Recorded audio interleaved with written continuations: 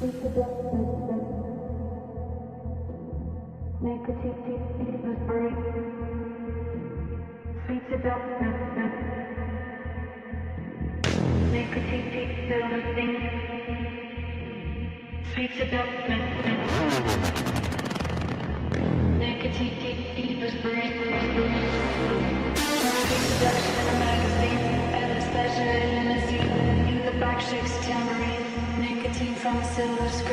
seduction in a magazine, endless pleasure in limousine. In the back shakes a tambourine, nicotine from a silver screen. Sweet seduction in a magazine, endless pleasure in limousine. In the back shakes a tambourine, nicotine from a silver screen. Sweet seduction in a magazine, endless pleasure in limousine. In the back shakes a tambourine, nicotine from a silver screen. Sweet seduction in a magazine, endless pleasure in limousine. In the back shakes a tambourine. From a silver screen, sweet seduction in a magazine, endless pleasure in limousine. In the back shakes a tambourine, nicotine from a silver screen, sweet seduction in a magazine, endless pleasure in limousine. In the back shakes a tambourine, nicotine from a silver screen, sweet seduction in a magazine, endless pleasure in limousine. In the back shakes a tambourine, nicotine from a silver screen.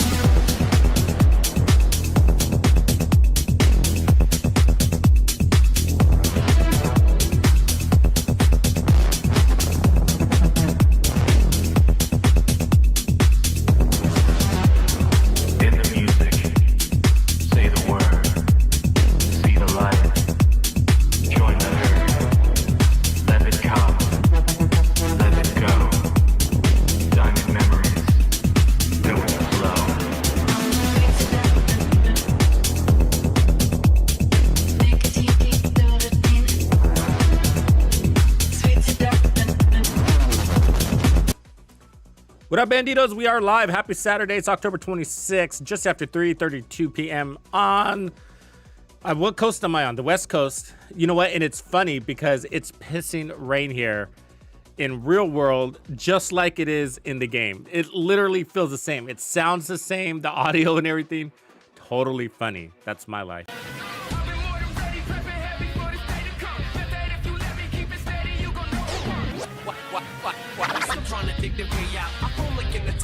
How late you wanna stay out? It's past your curfew when it's dark. I'm searching for you in the park. Shady murdered him, another person. He just hit his mark. He met his quota for the month. They found the coda all rolled up inside a bag. He probably dragged the body for about a block.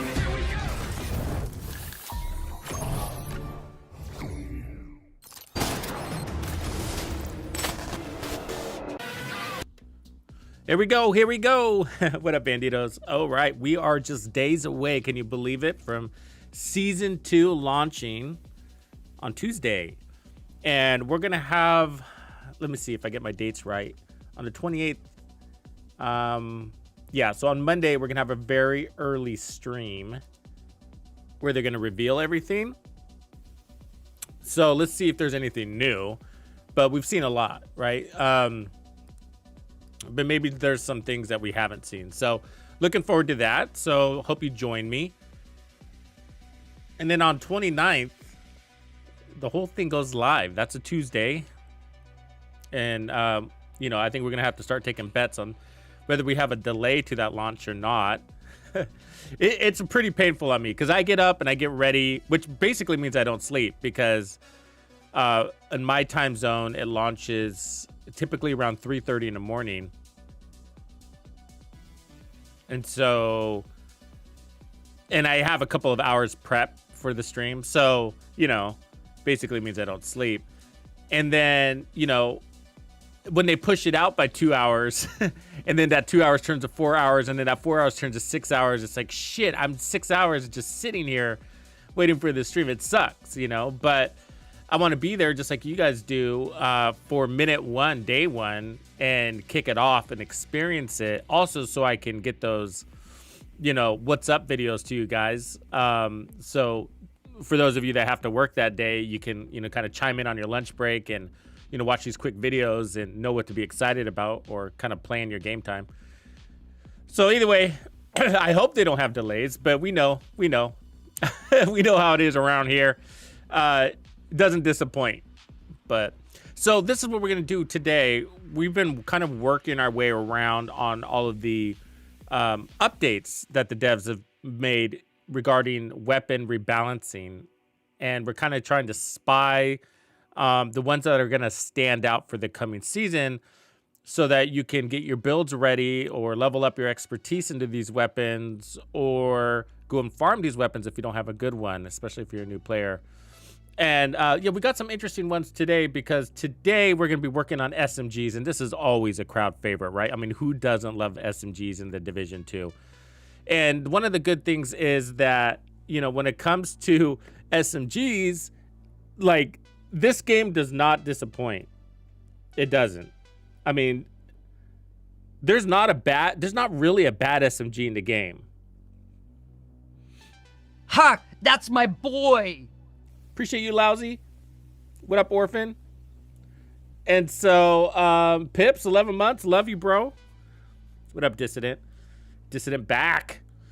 And so, SMGs just don't disappoint in this game. They're all good.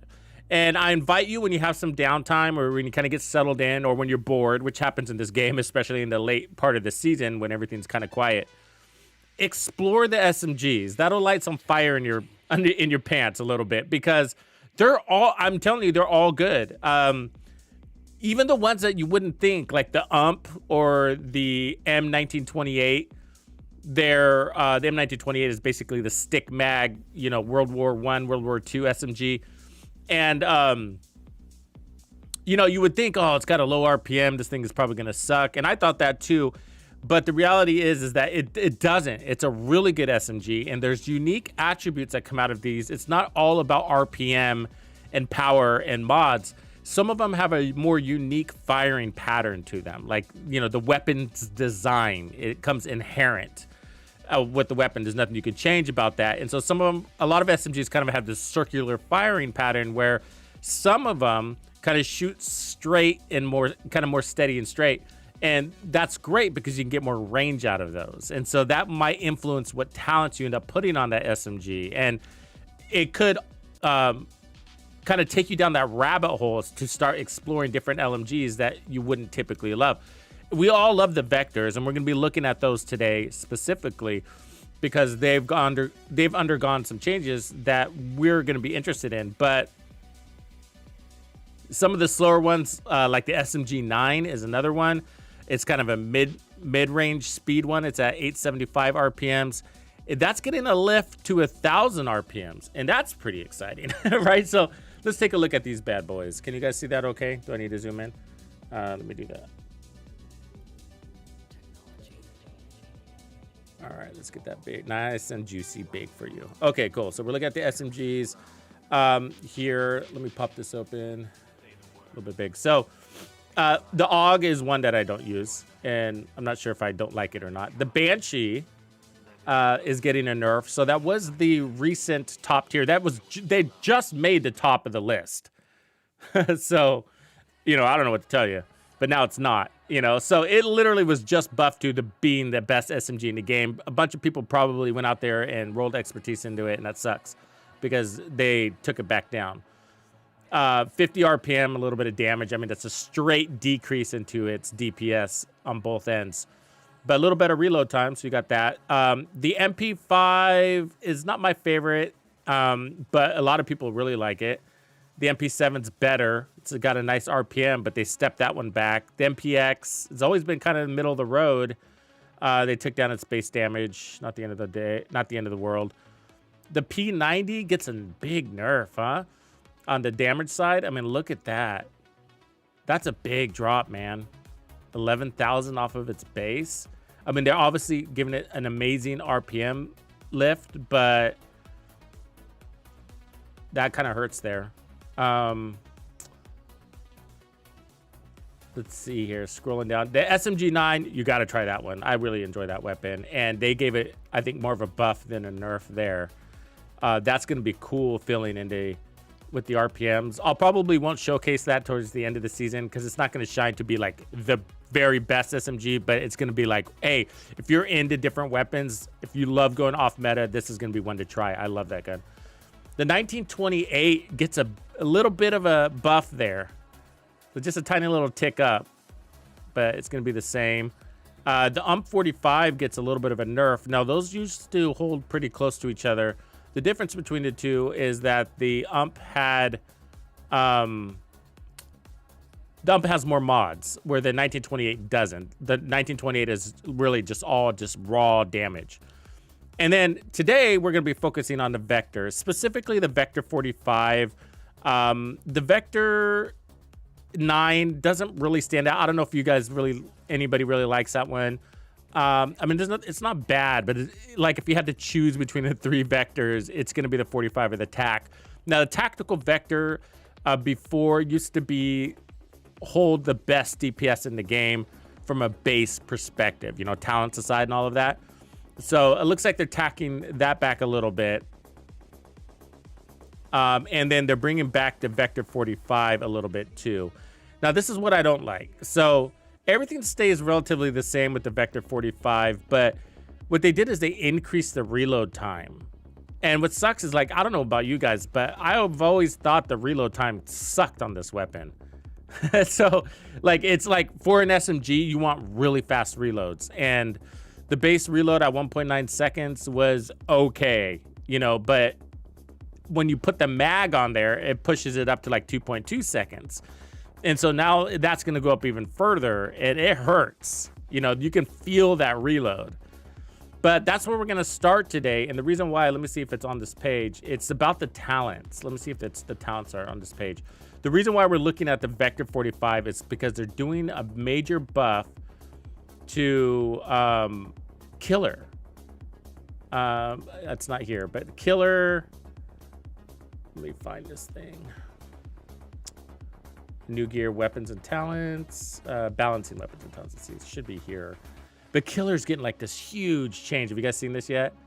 And I think that's what's going to make this really shine. Okay, let's see if we can get to the talents. There we go. So gunslinger, kinetic momentum, obliterate, overwrought, spark, weapon talents. Okay, here we go. Breadbasket, Allegro, fastness, Killer. So this is just regular Killer, okay? It's going killing an enemy with a critical hit grants 70% for regular Killer, where it used to be 40%, 40 to 70. I mean, that's going to make that maybe the best talent in the game, all DPS weapons. So assault rifles, SMGs, LMGs. That's amazing, man. That's amazing. What up, Sean? My favorite underrated SMG is going to be the 1928. No doubt, James. No doubt. Like, I love the 1928. You know, if we get some time, I'll whip it out today. It just shreds, man. Put it up with the one that turns it into... what's the talent that turns it into an assault rifle when it comes to range and accuracy? I forget what that talent's called. You don't use it very much. People don't use it very much. But those who know about that talent really like it.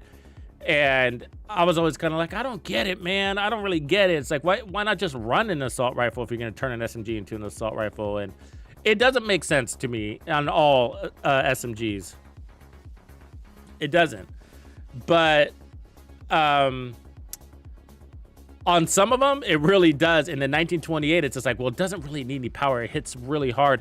And it is such an advantage. You have no idea, if you really pay attention to your gameplay, when you can start reaching out an extra 5 meters on the head with your SMG, then they're dead by the time you get there and you can start working on the next guy. Or you'll stagger them if you're running Hunter's Fury, and, you know, by the time you get within that optimal range, they're all kind of leaning over.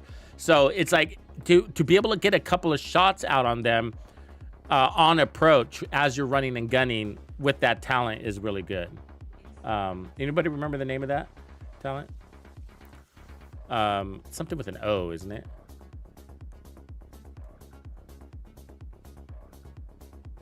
I don't have a website. I have, you know, my YouTube page with a bazillion build videos, and Biko's been reminding me that I need to reorganize that. You know what? I just keep forgetting. I'll try to do that. You know, before Tuesday. That would be really cool. That'd be really cool. And then I'll make a new category for season 2. A playlist for season 2.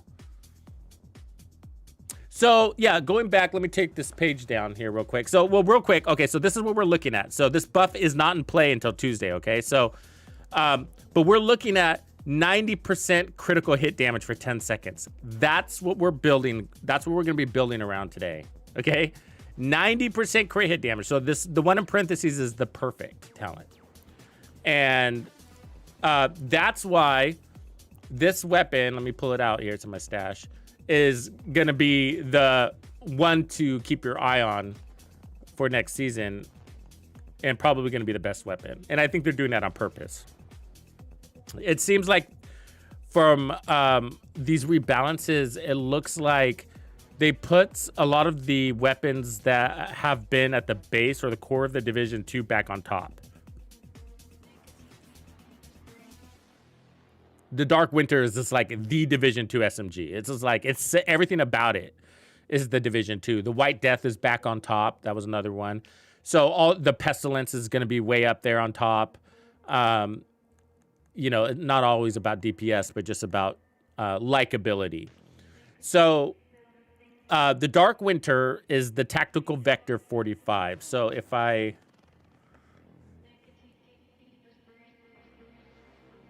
Let's see. Hold on. In the background, I'm going to pull this back up. Our SMGs page. Give me a second here. Oh, if you're wondering where I'm getting this information that we're talking about today, this is the Trello board, the known issues board.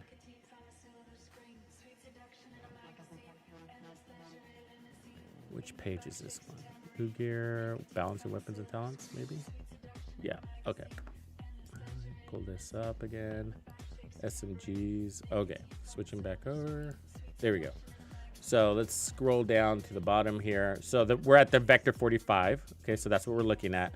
So next season, we're going to have a 90% crit damage buff on kill for 10 seconds. Now the base is going to go down a little bit. The reload's going to go up a little bit, but everything else is going to stay the same. So overall, that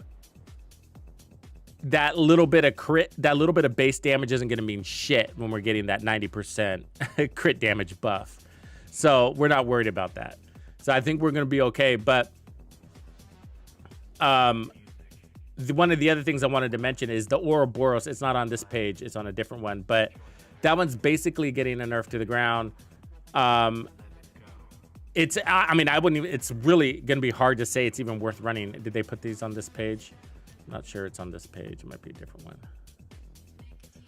one. But the other one that we're going to be talking about today is going to be, let me close this.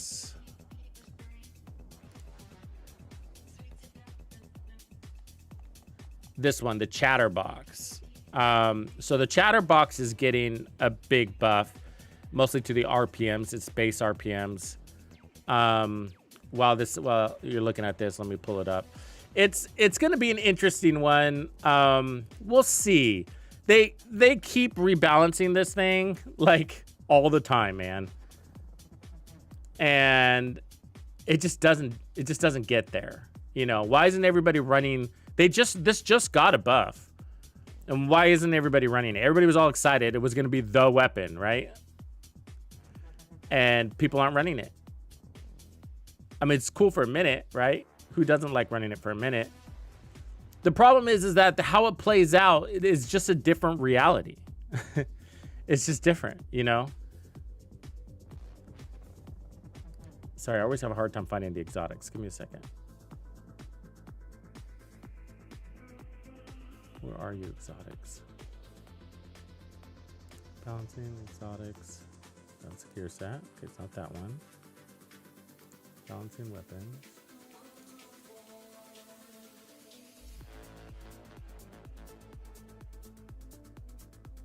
Not that one. God, this is annoying. You got so many patch notes, man. It's like, it takes me forever to find anything.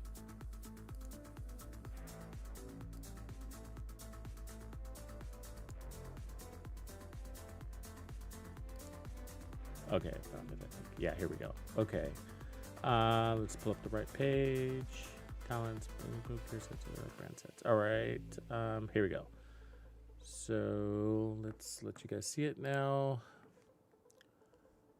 And then, which one of these is it?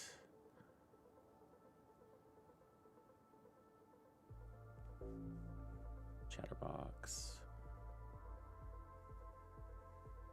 Blind.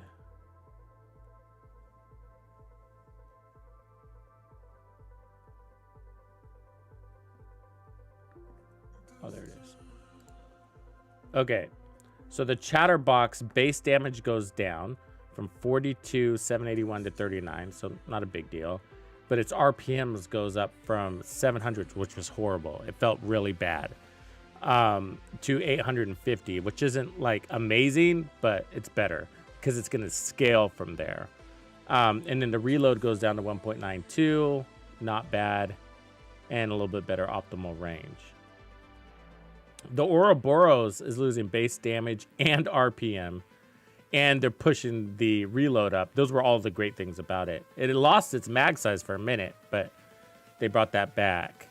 But from a DPS perspective, when the Chatterbox is at peak form, it's going to be dramatically outpacing the Ouroboros. It's going to be, does anybody remember what it is? I can't remember by heart, but it's like 1400 or something like that.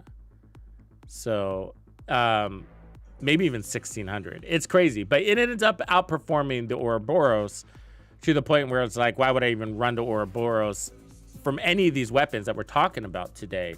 And that really sucks. I mean, I don't know where the Ouroboros fits in the game. But the Chatterbox, whether you run the Chatterbox or not next season, you know, I have a bet that it's going to be not. We're all going to try it. But the Chatterbox just doesn't play out like we all hope it does. And the reason why is it's the type of engagements we encounter. We encounter very small groups at least half of the time. And the problem is that you need big groups in order to get that peak performance, which is max stack of 5. So you need at least 5 enemies in front of you. You need to reload. You need to, instead of shooting, you have to reload real quick, pick up that RPM boost, and then shred them. And then from that point forward, what you're trying to do is maintain that 5 stack by never manually reloading, which means you need to kill everybody in front of you and get the automatic reload. Now that sounds easy, and it is in some cases, but in the more challenging content, like this just never going to work in Legendary, right? I mean, no way, right? So it takes it out of the Legendary equation. The Ouroboros stayed in the Legendary missions.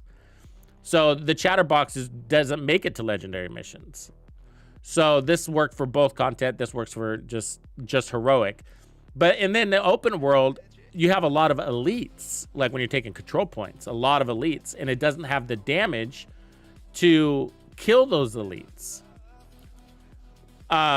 Like a group of those elites. Yeah, one of them, but when you get to the second one, you end up needing more ammo. You won't kill them all the way, so you get into this manual reload and then you erase your buff. That's just the reality of the weapon. It ends up being there half the time, that buff. And the problem has been when your buff isn't there, you're rolling around with 700 RPMs, and that sucks on a 90k base damage SMG. So it's just like, it feels horrible half the time, and then it feels really awesome half the time. So the good news is that when they raise the RPMs to 850, it's going to feel a little bit better, but it doesn't fix the problem because they're nerfing the base damage. They're taking the base damage down even further. And although we got a little better DPS situation, we're still up against a lot of tanky guys, bullet sponges. So, you know, and then when you accidentally hit one of those immune enemies, that's going to be because of the modifiers. Yeah, just forget about it. This weapon is going to be so situational, just like it is today. Everybody is going to be like, oh, it's the new meta, but it never plays out that way. It always gets the limelight for a minute, and then people start using it. Everybody hypes it up, and then people start using it, and then they realize it just doesn't work out. So that's my prediction. I know this weapon really well. I've been playing with it since day one. I love this weapon. I think it's cool, but I just get disappointed half the time when I'm playing with it, and that's not something I enjoy.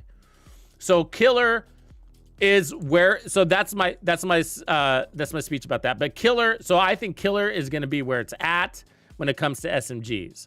I think it's going to be like the SMG to run next season. I think you can see everybody. I mean, we haven't talked about the killer. I haven't run the killer in a long time because the Ouroboros has just been so amazing, you know? But how can we deny 90% critical hit damage? I mean, that's fucking huge. That's a 40% buff. I mean, I'm almost wondering if it's going to get launched that way. If they're going to revert that. It seems ridiculous. I mean, they're nerfing some things to the ground and then giving us a 90% increase. I mean, 40% increase. They're doubling it, right? So it just seems crazy. But either way, awesome. I'll take it. And what's also cool about this SMG is that it's unique that it can hold the link laser pointer, which means you can actually run it with Heartbreaker. So that's something, because we love bonus armor. So let's go ahead and put our typical crit mods on here. And what's really neat about SMGs in this game is that it's really hard to get a lot of crits into your build. But SMGs give you that 21% crit chance from that core attribute stat. So that relieves some of that pressure.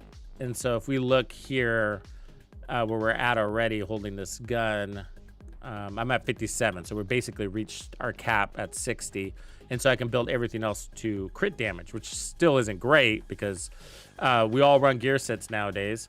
And so I'm going to run a Hunter's Fury build, just keep it typical there. But for the backpack, we're going to be testing something else. So they're bringing in a new perfect talent. Let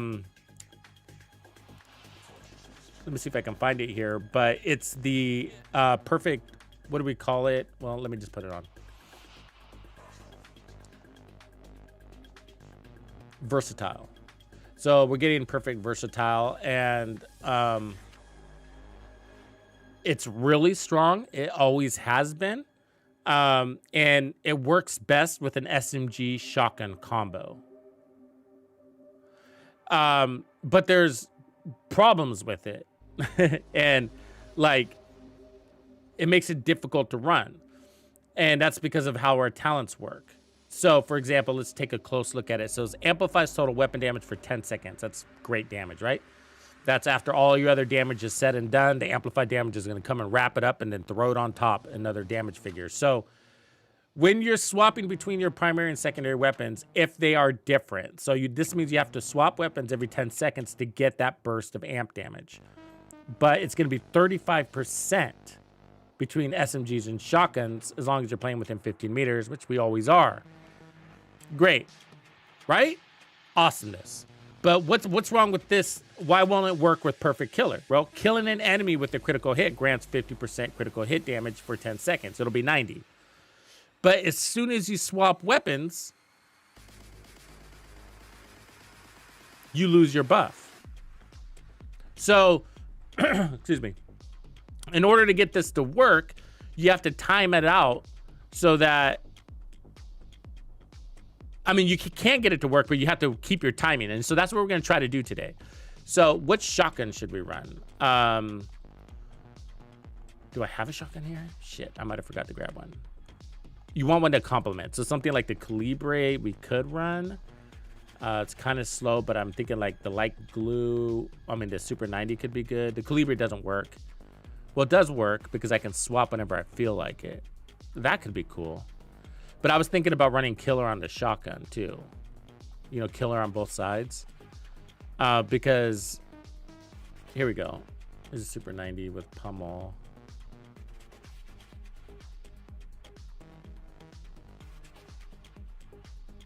What up, Chevy?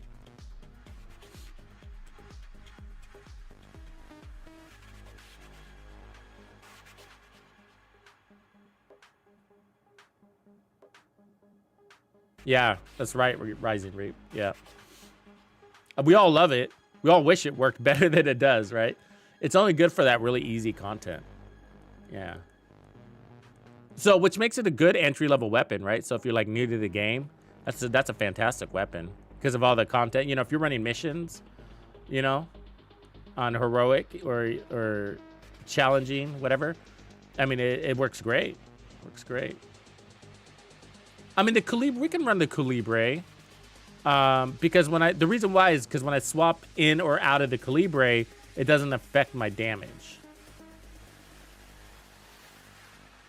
But I wanted to run Killer on both sides because, yeah, fuck it. We'll just run that.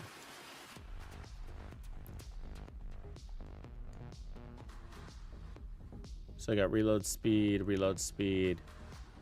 and then we're just going to be leaning into the base damage. But remember, it's going to get an amplified buff to it of 35%, so it's going to hit hard. So one of the reasons, the other reason that we don't, so there's the timing, right? So the timing doesn't always work great for your talent. So if you just procced Perfect Killer, if you just killed a guy and your versatile timer went out, do you want to switch weapons?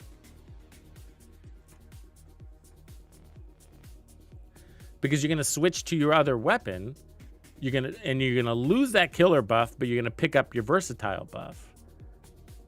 And so ideally, you want a weapon that never loses its buff by switching. So the damage is always there on the first and last shot. So Optimist are talents that are like that. Measured is another one. So you don't lose your buff when you switch out. And then for the chest piece, I mean, I guess we run Obliterate.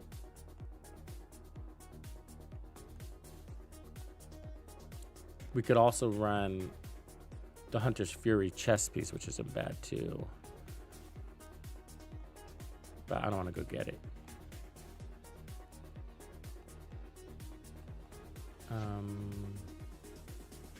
Grupo would be nice here though. Ask and he shall provide. There it is. Obliterate. And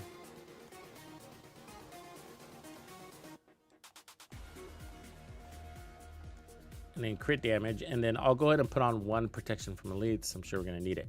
So the other reason, I know I'm giving you lots of reasons not to run this backpack, but it's tough not having bonus armor on SMG builds. And so well, let me put it this way. Enemies shooting you from range is your greatest weakness. Not mobs, not quantity of enemies, but taking damage from range, because you can't shoot it back. You can't eliminate that threat until you get close to them. So what I do is you can't just run around with a shield because you're going so slow, and at the same time you're attracting every bullet on the planet. And so by the time you get to that enemy that's shooting you from range, your shield is obliterated, you're dizzy, you're dead. Or if you're not, and you do kill him, there's not much left of you after that. So what we're looking for is the blue armor that we can pick up and recycle. It's basically its own armor pool, right? So we use that.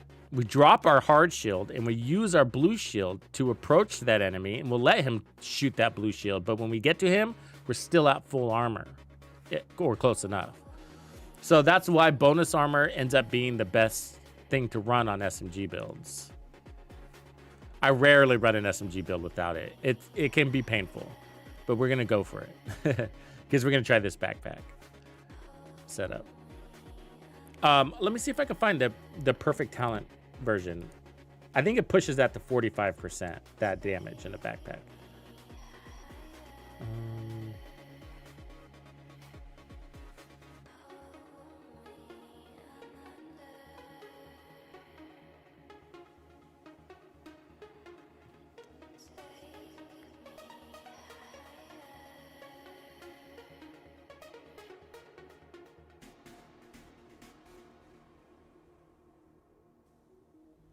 The exotic holster would be good here too.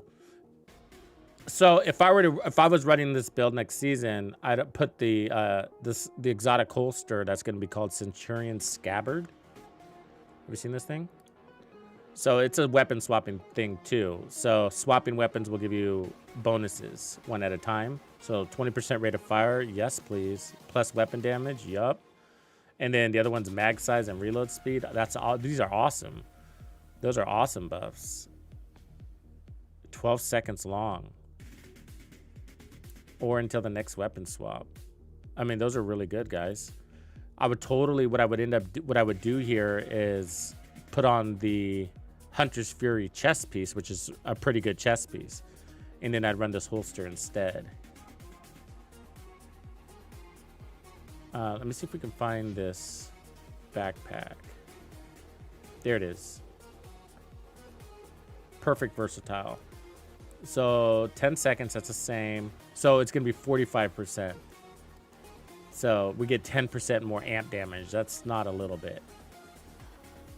And so that's why we want to see if we can get this to work.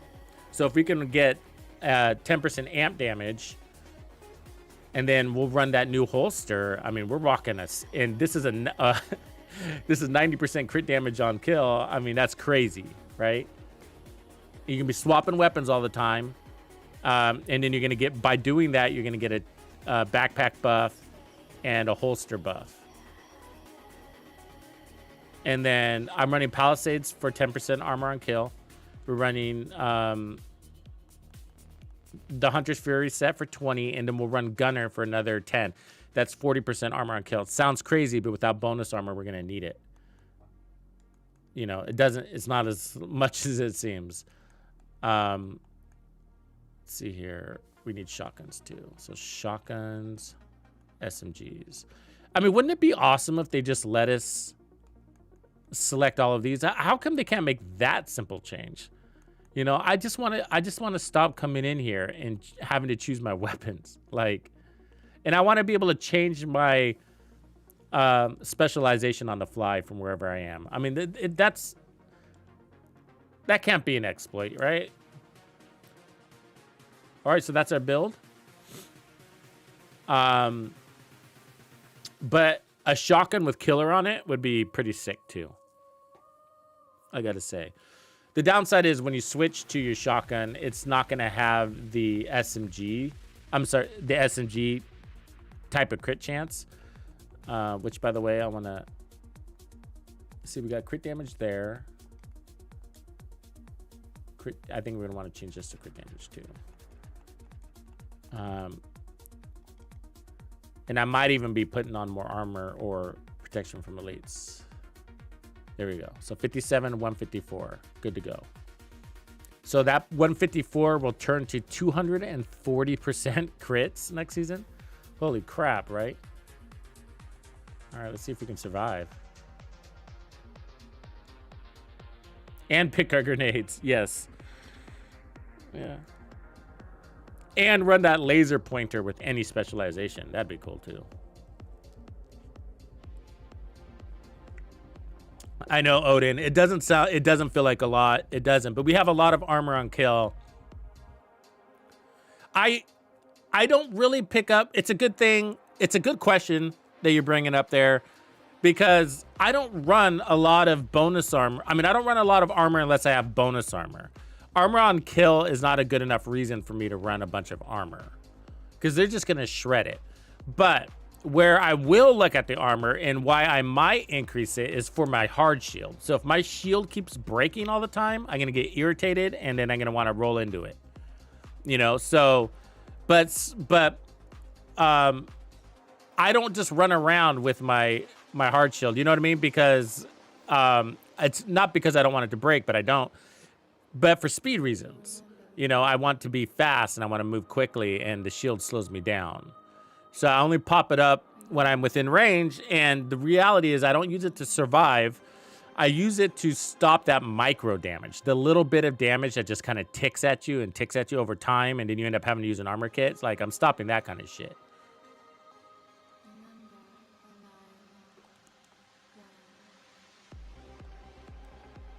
Look at that fucking reload. Did you see that? And they're increasing that.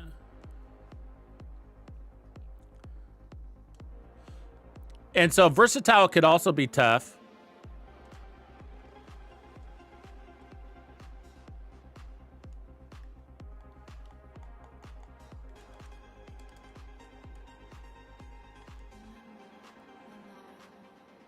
Because of the reload situation, right? You don't want to swap weapons until you get your reload in.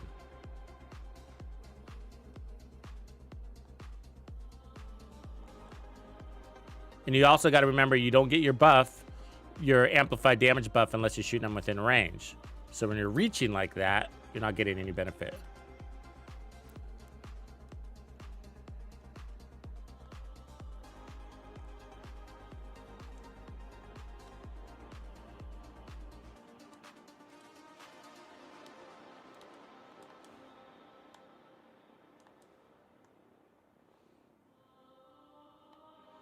Feels good though, power-wise. So you're gonna want to swap weapons right here, now that I'm in range.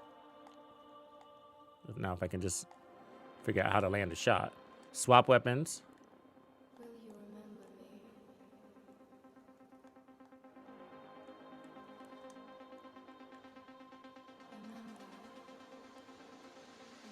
All right, what are we, immune? We are immune. The hell? Maybe the door's open. Oh yeah, he's in the door. You're hard to kill. Swapping weapons.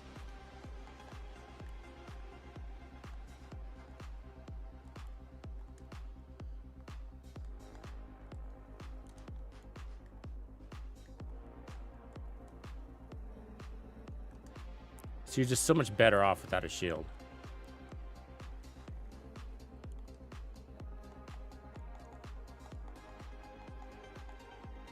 Hold on, buddy.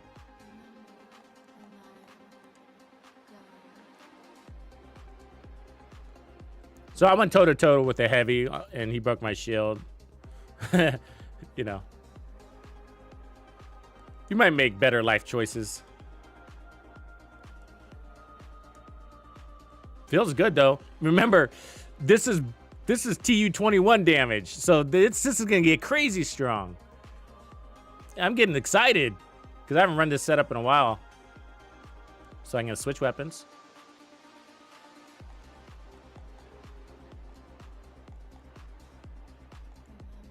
About to break my shield. Because that shotgun is too slow. I need the Super 90.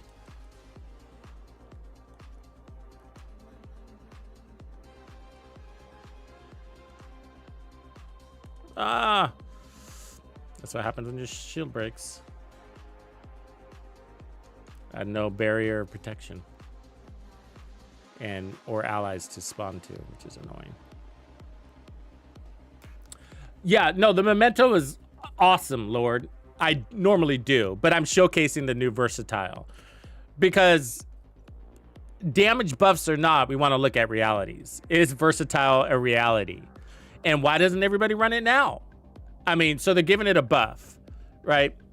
And so they're giving it a buff. It's going from 35% amplified damage to 45. That's a lot.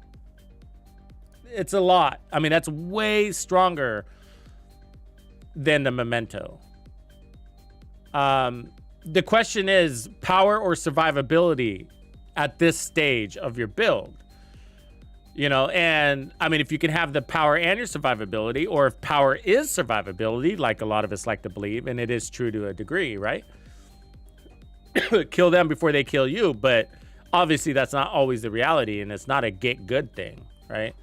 So there's more of them than there is of you. There's a lot bit more health pool. They dance, they move. There's lots of disadvantages.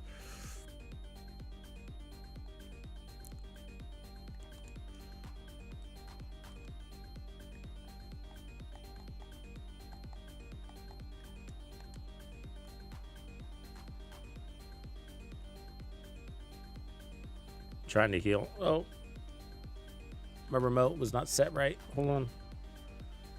My healing doesn't work. All right.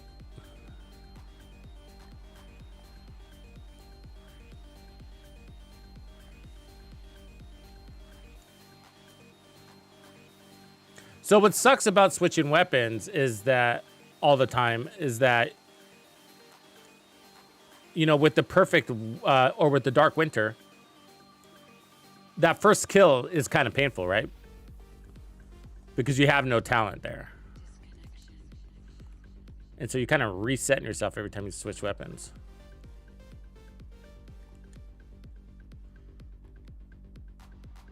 So we'll switch weapons here.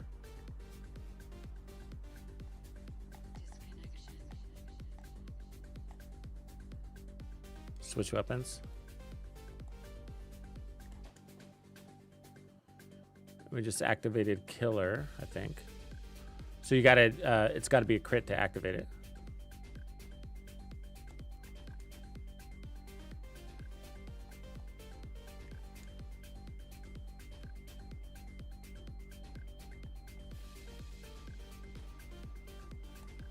And we'll switch here. Is a good time to switch because we didn't get the kill, so we have no killer. Is that a Hunter's Fury backpack? Oh no, that's Eclipse. Yeah, but I normally run Memento with this because the bonus armor is amazing. And I'll probably continue to also next season, even with the versatility buff. But it's worth a shot.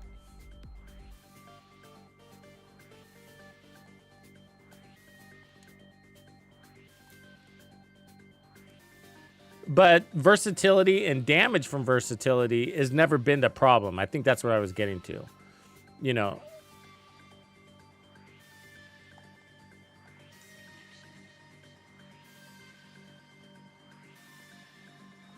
And I think everybody kind of eventually agrees on that. You know what I mean? It's never been a damage thing. Like, oh my God, the damage from versatile is just not good. It's never been that. It's like, God, I really need bonus armor. And there's only one place to get bonus armor in this game. And it basically your backpack. Outside of Heartbreaker. But even when you run a Heartbreaker, Heartbreaker's backpack is juicy, right? But it does make an interesting Heartbreaker setup, I gotta say, to run versatile on your backpack and then Heartbreaker gear set. Because with the killer,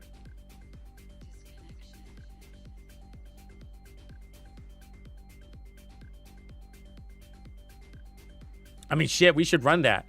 Because what does Hunter's Fury bring us? It brings us amplified damage, which is great. You just have to stand there. And then armor on kill, which is reactive instead of proactive. But the damage is proactive. And then it's also reactive. You get stacking amplified damage. Where, let's see if I have Heartbreaker here. Yeah. So Heartbreaker gives you weapon handling, so we'll get better reloads. And no armor on kill, but you got that proactive bonus armor. That stacks up really good. And then weapon damage stacks. And this is getting a buff too next season.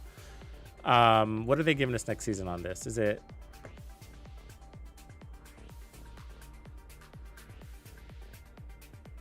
Let's see, gear set. So Heartbreaker.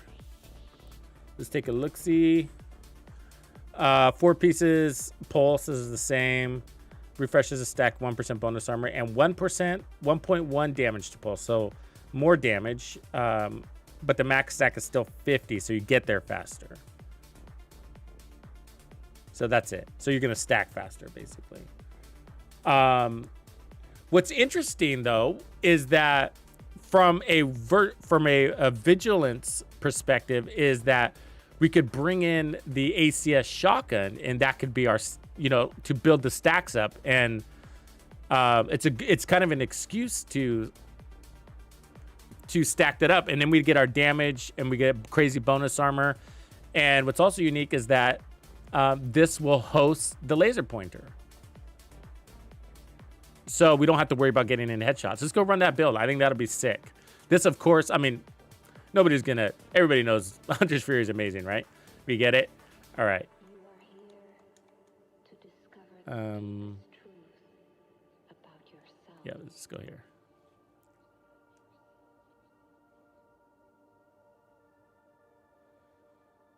But yeah, I would like to find a good place for perfect vigilance. Like where would it make sense? Everything's got a place in this game, but where does it make sense the most?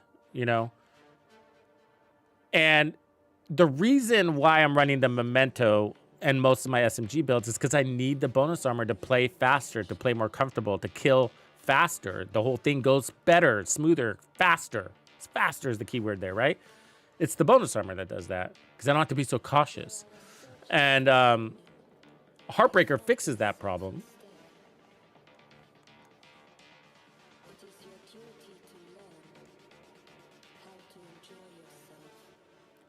Squatty, 35 months. Oh boy. Appreciate you, man. Ha! That's my boy! You said it. All right.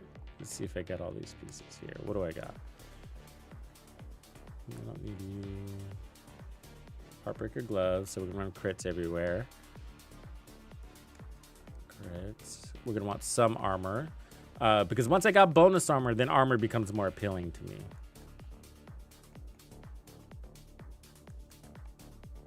I do normally run the chest piece here because it doubles up your stacks. You don't have to, but that means it's not just doubling your damage stacks, it's doubling your bonus armor stacks.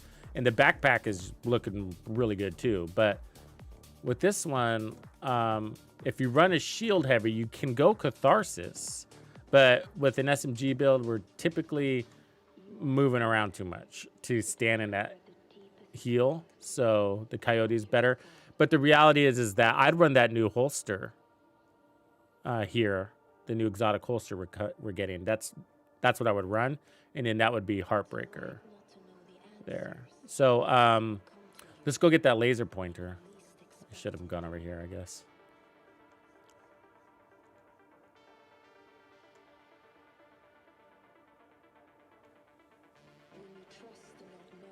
No, it's still 50. It's still 50 stacks. Oh, I guess maybe you're right. Maybe I'm interpreting it wrong. My air. Let me think about that for a second. Let's look at this closer. I'm interpreting it different. I mean, but I think maybe you're right. Yeah. So weapon hits on pulse enemies at a free fresh stack of 1% bonus armor and 1.1% damage with a max stack of 50, which would be an extra 5%. Yeah. Okay.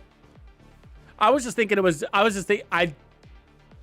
guess I wasn't paying attention close enough because they do this a lot on the stacking things where they will just give us the ability to stack faster. So it does end up being better from a DPS perspective, no doubt, right? When you're stacking faster, that's better DPS. But the cap usually doesn't change. But in this case, it would, yeah. Good catch. Okay, so we're going to lose some armor on kill here, but to get our pointer.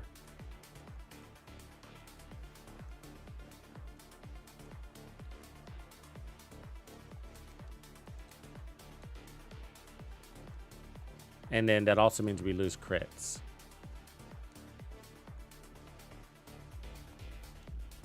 And reload speed. So let's check our crits here. 60, so we're high. I don't know if I have anywhere to move. Crit damage, crit chance. Crit damage, crit chance. Crit damage, crit chance. There.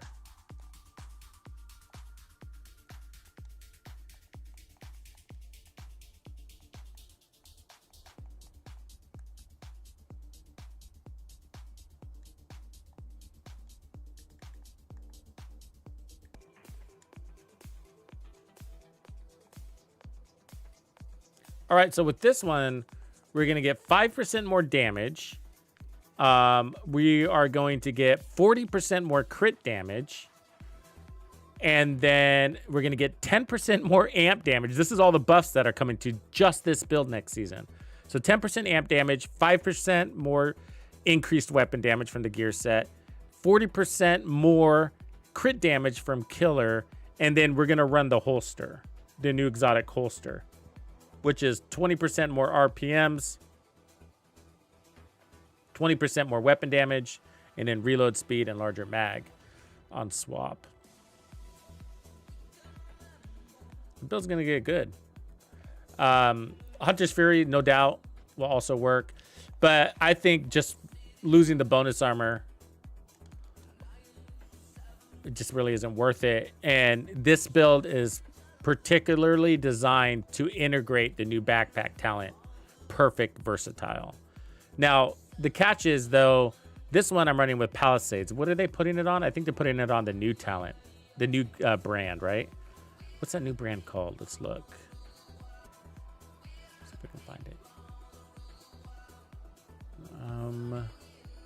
Legatus. I mean, that part kind of sucks, right? So we're kind of putting ourselves into this position of asking, would I rather have 10% armor on kill or 10% more amplified damage?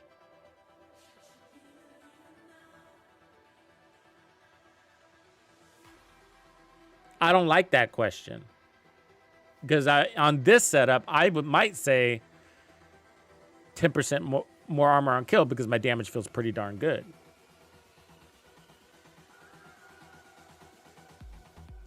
And so Legatus is going to give us 30% swap speed. And I don't think we need that. I mean, sure, I'll take it. But I'd rather have armor on kill. So that's perplexing right there. You could look at it like also, I mean, that's basically what we're saying. 10% amp damage or 10% armor on kill. Now, I'm saying that because we don't have any armor on kill on the build. I mean, I guess you could just stop and use a an armor kit from time to time. Or you could run a fixer.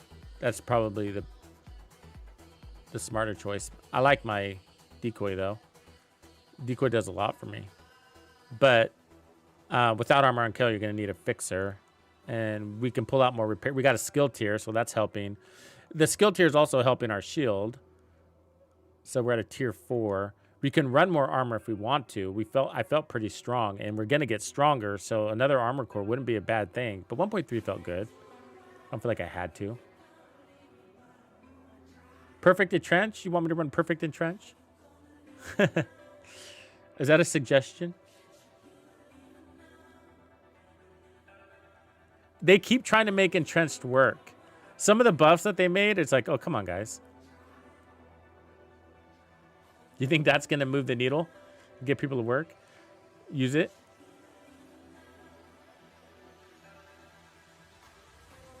They increased Sadist by 5%.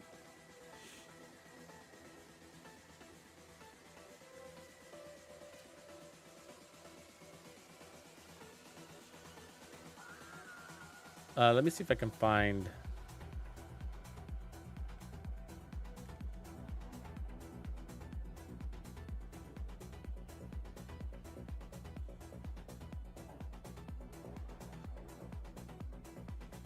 Well, we can shift over to other weapon types too, because I think I'm pretty happy with this. I think I'm pretty happy with everything we discussed. I mean, I can showcase the chatterbox, but I just kind of know where that's gonna land. And there's nothing really to show until we get the actual buff.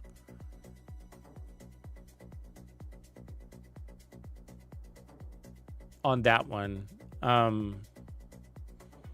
But I think the Dark Winter, I mean, I'm calling it now. I think the Dark Winter is going to be the best SMG in the game. Maybe the best weapon.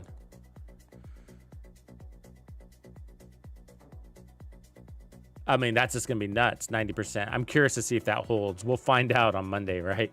Let's see. We want to look on Monday if Perfect Killer says 90%, if they give us the patch notes.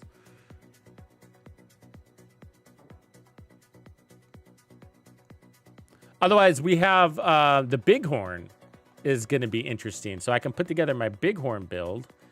If you guys want to see that.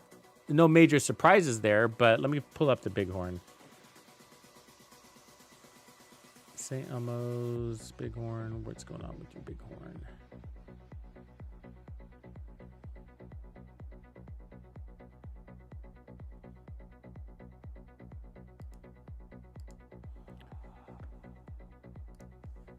So the Bighorn's at the very top here. Higher base damage, same rate of fire, but the mag size goes up, and it desperately needed it. The reload time goes up too, which it didn't need that. They basically increased the reload time on almost every weapon. It's, wow. They nerfed the base damage on the Strega too, huh? Didn't even make it out of the gate and got a nerf. Damn you, devs! Damn you!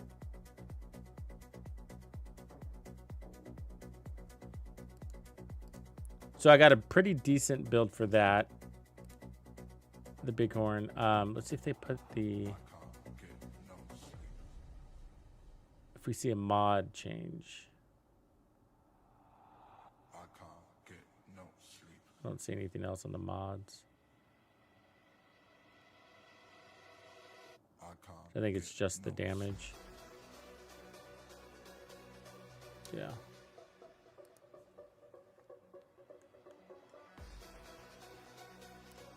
The other one that's really exciting for me too, and we can go this direction. The Chameleon is going to be cool.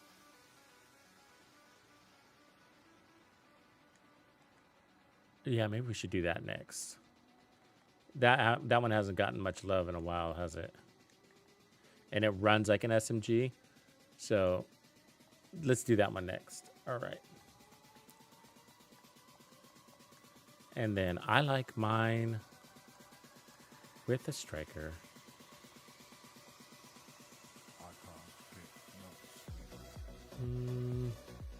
Chest, probably obliterate. You can't swap this weapon. You'll lose all your stacks. So let's run Palisades for some armor on kill. And then the backpack will get memento because we're going to need the bonus armor.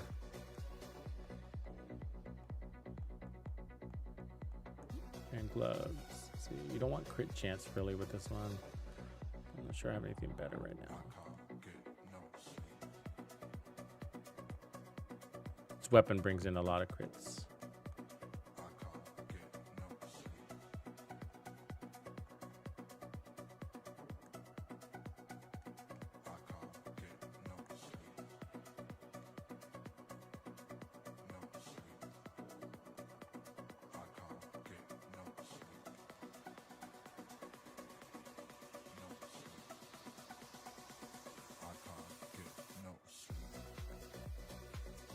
We need money.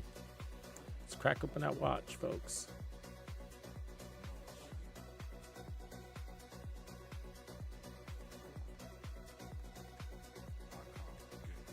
Okay.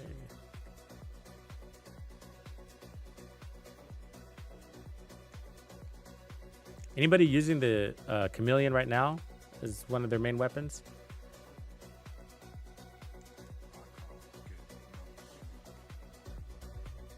God, it's been a minute. Oops, stole that. But man, I used to use this a lot. So where we are, crits. 43, that's about right. We'll stay there. Crit chance.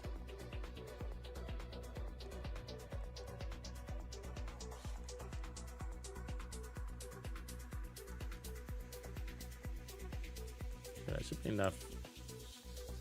Bonus armor, so I'm running more armor for the bonus armor coming from the memento. And then let's change this to crit damage. Protection from elites would work too, but we'll keep it a little bit more simple now. Yeah, that's looking good.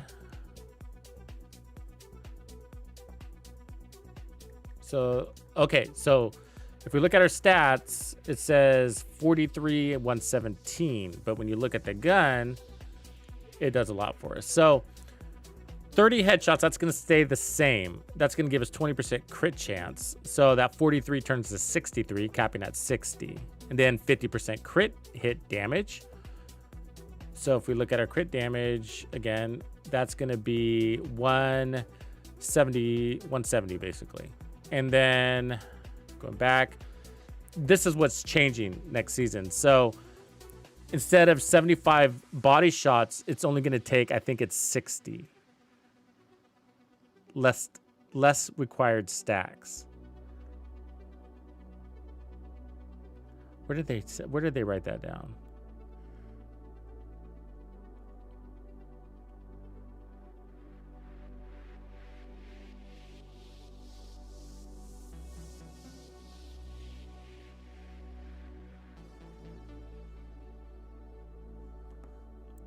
Pull up the Chameleon.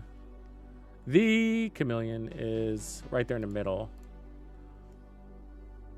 So it's getting a base damage lift, almost 5,000, and then everything else stays the same. So base damage lift, and then it's gonna stack better, but I don't remember where they put the details on the stacks.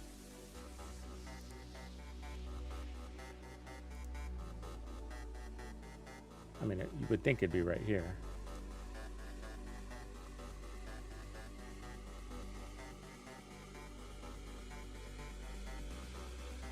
Because they have the other exotic weapon. So here's the Scorpio changes. There's the St. Elmo's.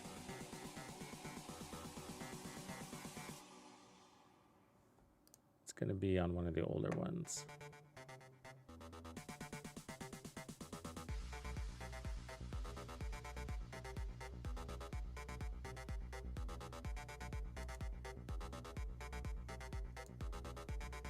Ages. Okay, scrolling. Let's see if we can find that. Exotic weapons. There's a Bighorn. Oh, there's the Bighorn mods. Yeah, the mods are getting better too.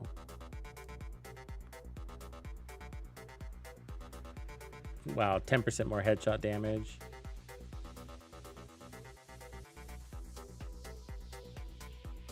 Eagle Bearer gets better crits. There it is. 65 body shots. So 20 and 50, so same crits, and same 30 headshot stacks. But then we go from 75 body shots to 65, so we lose 10, but we're still going to get our 90% weapon damage. And then the legs goes down to 20 body shots instead of 30 for faster reloads. So it's all about that 90% weapon damage, isn't it? All right. Now we know. And we need to change our backpack now. I mean, our specialization.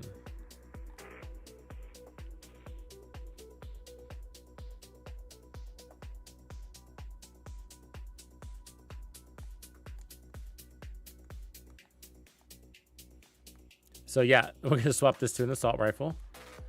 It looks like an SMG, talks like an SMG, but it's an assault rifle. And cool, that's our build. We can still run this though, build up our stacks, but you don't want to swap back and forth. So we'll use it once and then say goodbye. All right, and then reset that. You never got into Chameleon? Wow.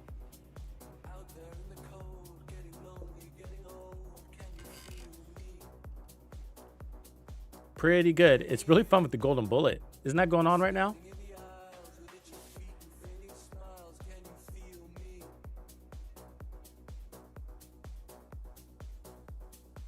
Yeah, I think the golden bullet's live right now, right? Try with the golden bullet. Talk about RPMs. It's crazy.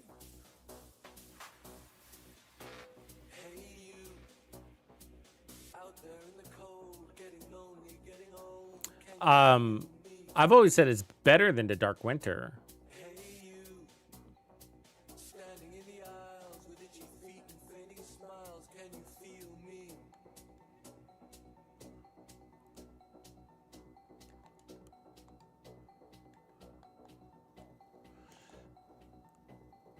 Because the Dark Winter requires kills.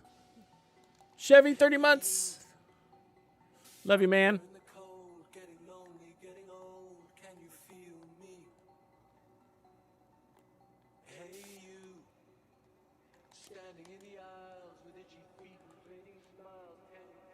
God damn. They make it so easy to miss.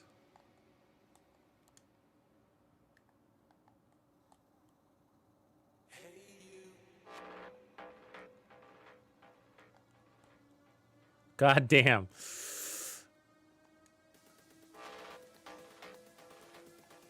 Did I run my armor on kill chest piece? I think I did, right? Just making sure.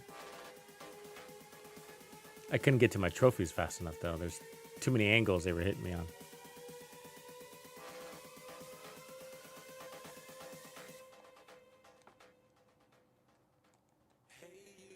Yeah, it's there. Okay. So we got 20% armor on kill. So that's saving grace, but they hit pretty hard.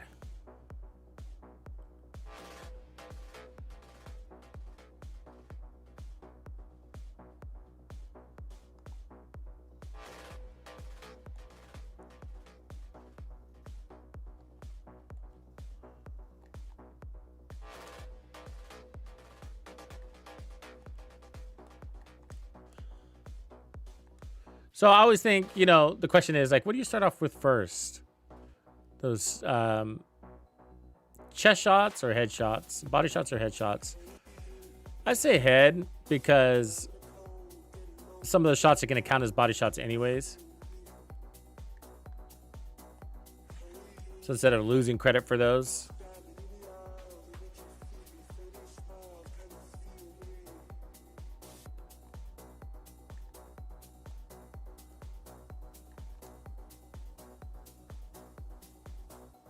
Look at that damage. Look at that range. Look at how many shots they're throwing.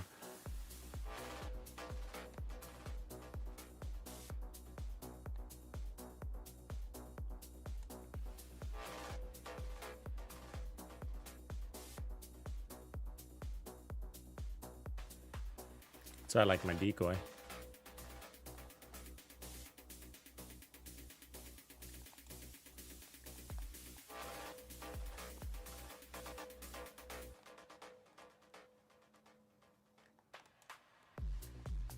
Fucking getting shredded, man. Look at that.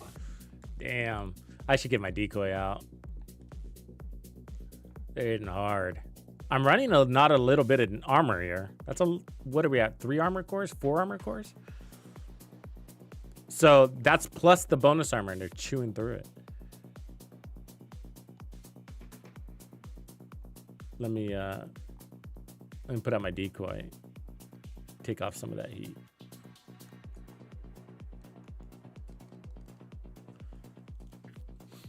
What are we at armor wise? 1.5. Yeah, that's not a little bit.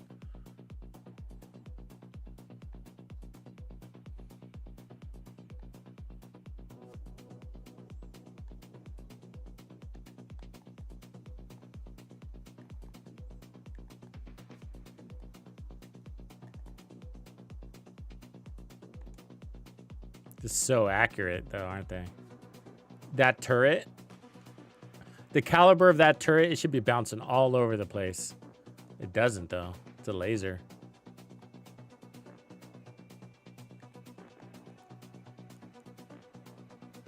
Really? This is too close? God.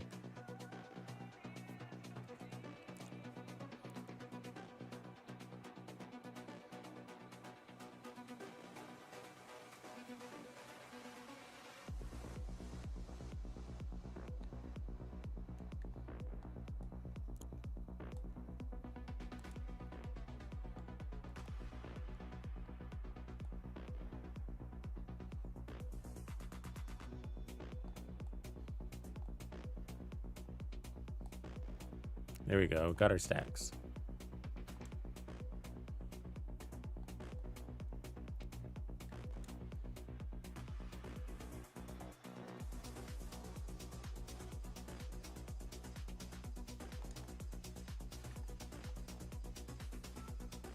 Damn, he is fast. Lost my reload. Triple reload. Awesome.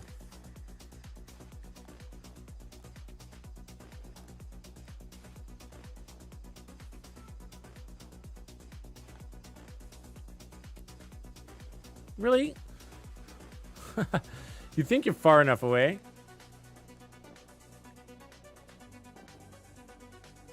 I don't see anybody. There you are.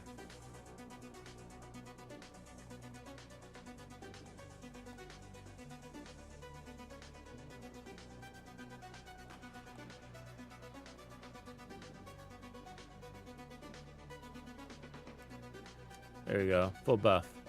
Let's go find a bad guy.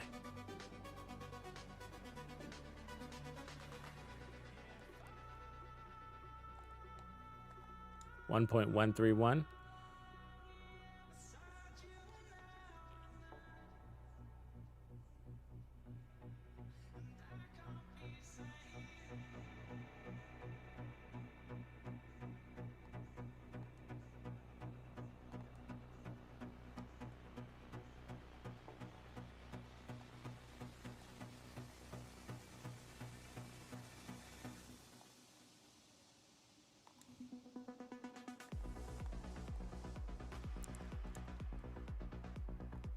When you have those buffs, it feels so good.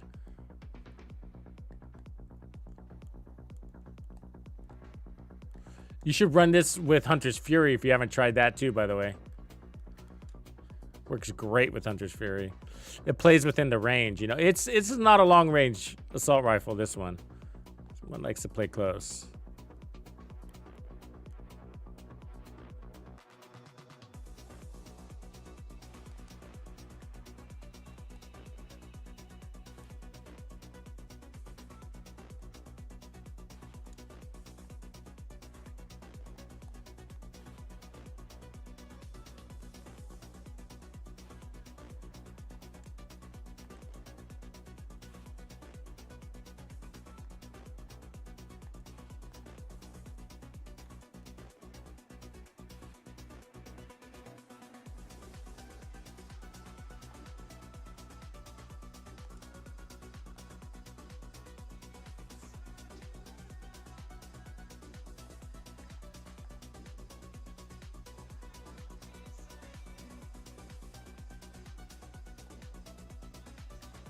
Yeah, that's going to be good.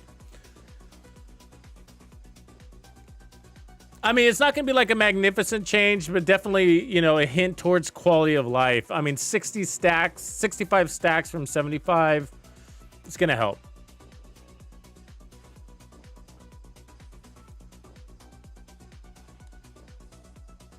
I mean, the RPM is fantastic. That's 1,035 right there.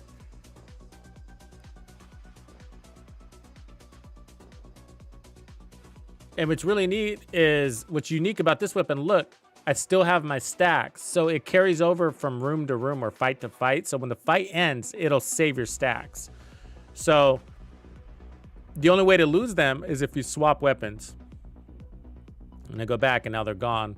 So that's the downside of the weapon, is it's not one for weapon swapping. Which it looks like this season is going to be all about weapon swapping. With the new holster and the new backpack talent. But it feels really good. Let's go put on the Bighorn.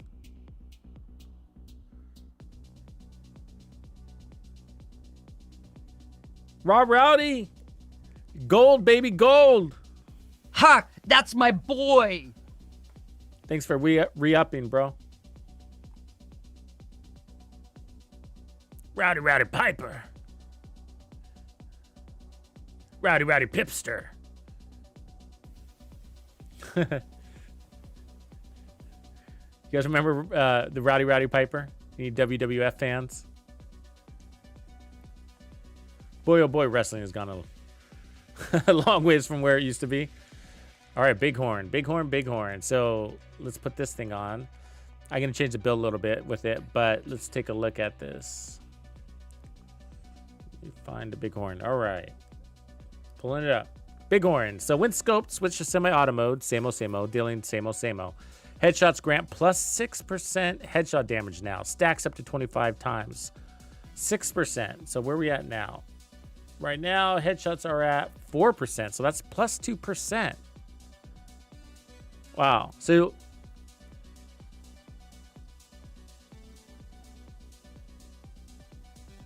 So that's a flat out damage increase too, just like before. So it's not just a stack faster.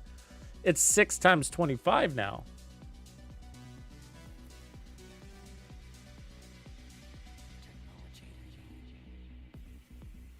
And the DK is the same DK. That's crazy. That's gonna be strong, man. I'm not sure I caught that. So let's see, 6. God, 50% more headshot damage is crazy, guys. But look at the mods. So 40% headshot damage instead of 30. So another 10% headshot damage. Mag size grows. God, this is going to be like a really good... Finally. So one of the big complaints about the Bighorn, like since the beginning of time, is like, this is a legendary only weapon you can acquire only in legendary. Obviously now you can get in a DZ, but still. And it's like, and it doesn't perform well in legendary. You know? So how I want to run this. You just put whatever backpack for now. So I like it with the Eagle's Grasp.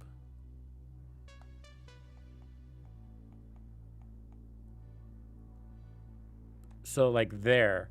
because you get the 15% mag size and you get the weapon handling. So I really like that. So they're going to give it a bigger mag next season. Where does it go? Where does it go mag size? I think it's 12 more rounds.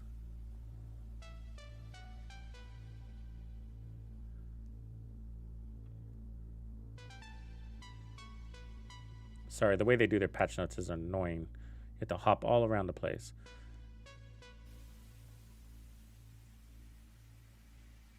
Basically 10 more rounds. Technology. And then this is going to give you 15% on top of that. So 15% on where we at right now. So we're at 46. So we'll basically be at like 58 rounds or something like that. That's pretty good, right?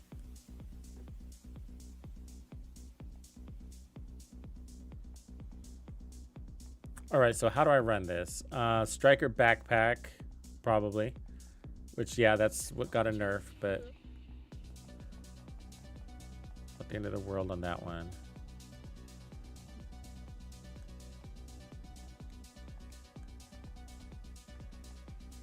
And we're not going to want to run the chest piece. Oh, look at this crazy. I got this the other day. Look, this is a unicorn. So this is the backbone with perfect unstoppable, and I got it with crit damage and crit chance on it. Isn't that sick?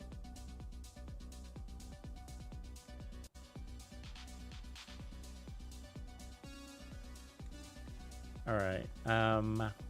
Striker backpack.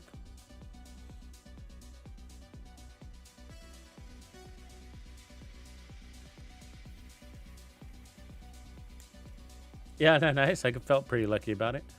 It's actually not bad on LMGs. The Pestilence specifically. So there's our setup. You don't really want to run the Striker chest piece with this because you don't want. It's another weapon you can't swap out of. You'll lose your stacks if you swap to the ACS. And then we can keep the same chest piece, Palisades, for the armor on kill that we're going to need to go along with it. Stats wise, we're at 34 and 117. What do you guys think about builds like this, putting them all into headshot damage, since you're always going for headshots? You think that's crazy? I mean, it would hurt when you come up against a piece of tech. But on everything else, I mean, what are you guys' thoughts?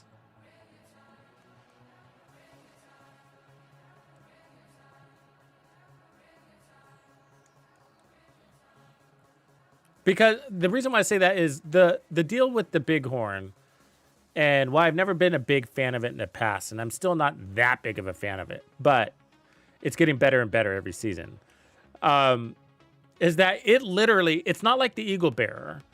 The Eagle Bearer asks for headshots too, and we're always going for headshots, but this one demands them. Because headshots give you your buff, but they also are the buff. So if you're shooting the body, then all of those buffs are pointless. You know? Yeah, I know what you mean about the Striker thing too. I am too.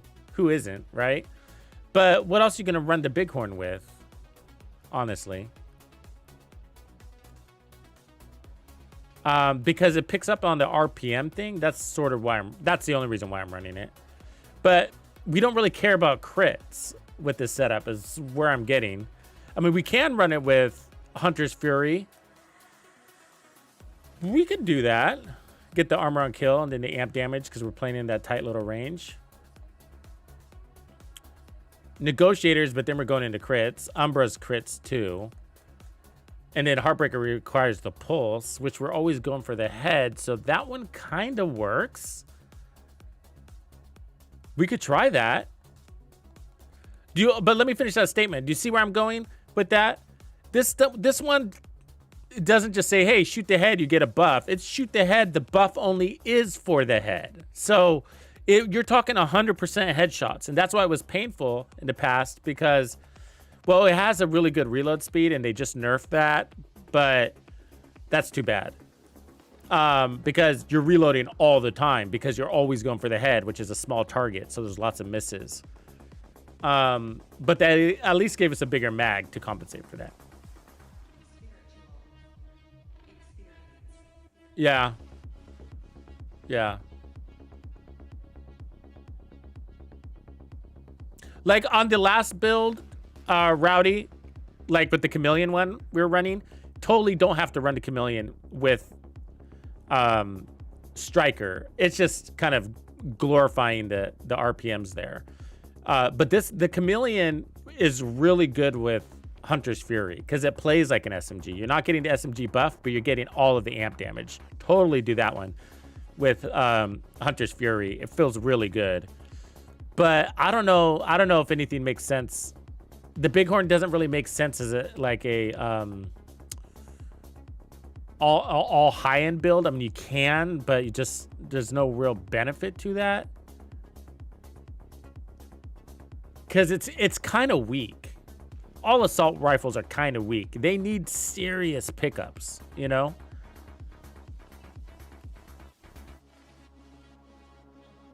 We can try to pull off Heartbreaker because Heartbreaker gets the pulse from shooting in the head, and since you always have to shoot in the head, then there's that.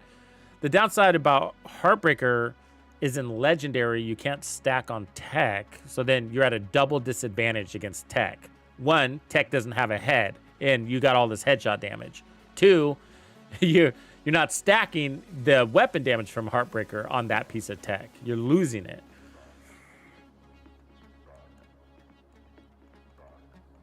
There's nothing wrong with running crits. But headshot damage feels like it's to the point. I just don't know if I have all the Striker pieces where I could swap out crits. You know what I mean? They're all kind of locked in.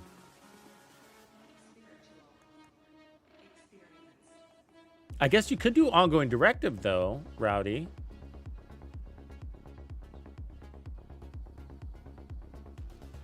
The clutch would be good, yeah. Clutch is also really good on the Chameleon. Any of the faster weapons. Ongoing directive could be good with this weapon, actually. Because you're going to get the hollow point ammo. Maybe let's try that. Let's try that. Get some team synergy going on in there, too. Because it's also going to give us a reload speed buff.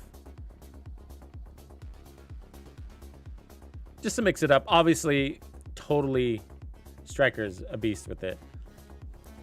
Let's see what I got here. Ongoing directive chest isn't bad either. You don't have to... Because Obliterate requires crits, so you're not going to want to run Obliterate if you're not going to go in on crits. That makes it even more interesting. Oh, I don't have an ongoing directive chest right now. That sucks. All right, what are our options?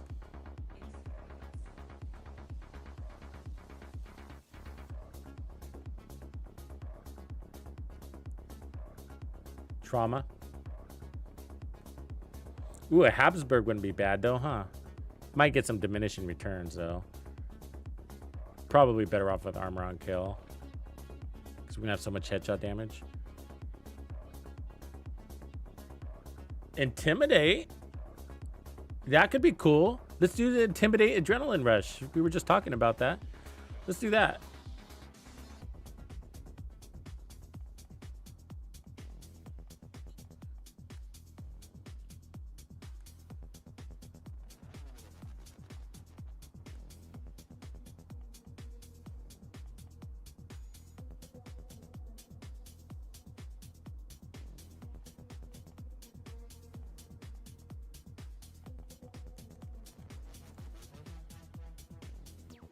So let's see, Palisades in the backpack, or we can do Memento.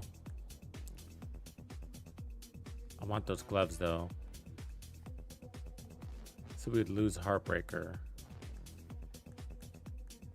Yeah, it's hard. It's a hard one to run.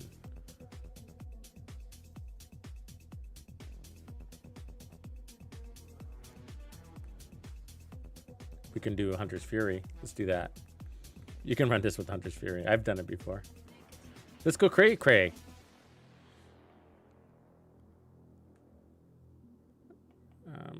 Where'd you go, Hunter's Fury pieces?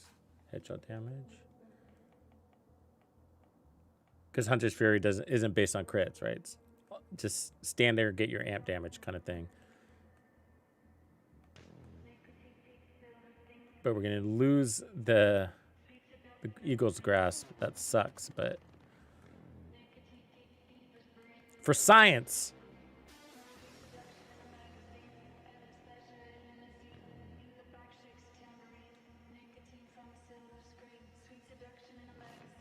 We could run the Hunter's Fury chest piece too.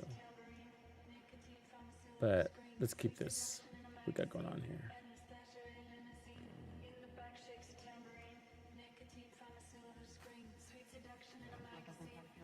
We'll change this.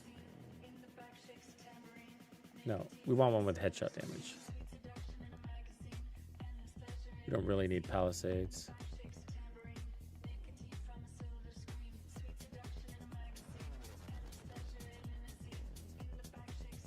Grumpy!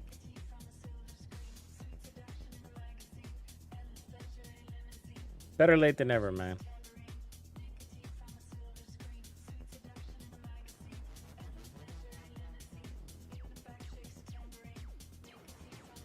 Yeah, let's go with this one. It's got headshot weapon handling. And then we'll move this to Intimidate.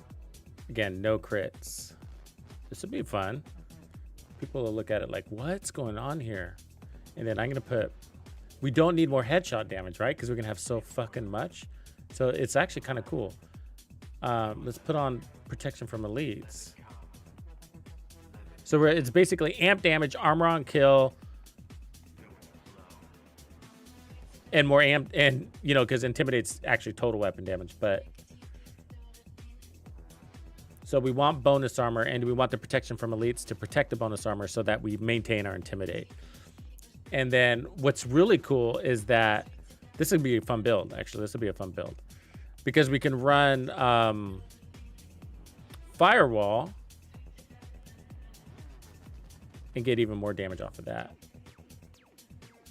So we should have crits, headshot damage everywhere because that's all we're going to be fucking doing. And then we got 1.5 million armor with protection from elites. And then we're, instead of armor on kill, because we got 20%, we got 30% armor on kill before Gunner. So let's get Firewall and get more damage.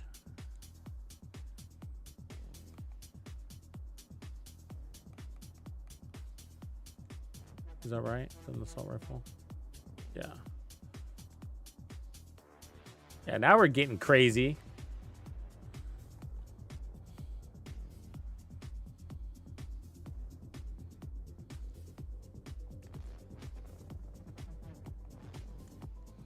This is great testing grounds here, huh? Got a little control point right outside your gate.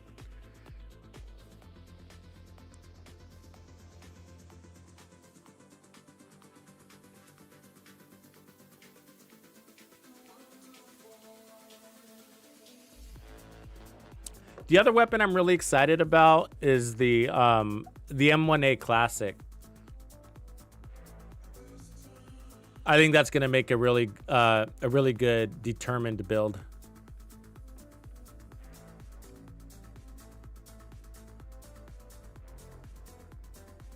They're really giving it a serious buff.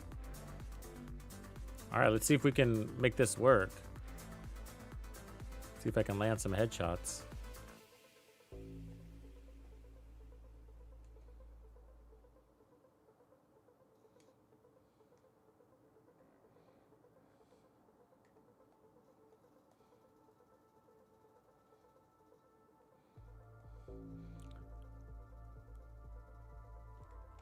Oh shit, where'd you come from, dude?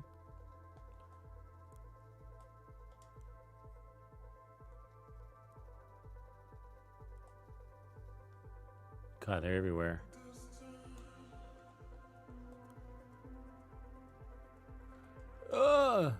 Damn, taking damage from angles. Oh, he's somebody back there. This one always starts out tough, man. They got the high ground on me.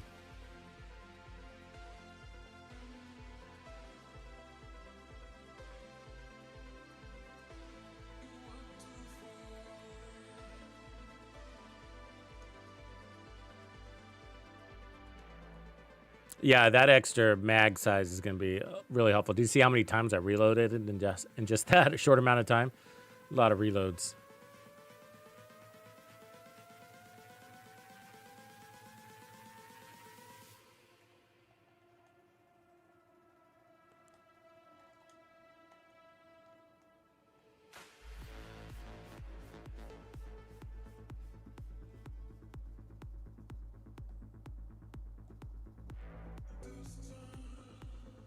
Damn, man, they get you to miss a lot. So many misses right there. That's why with the weapon handling is nice on Striker. This gun bounces.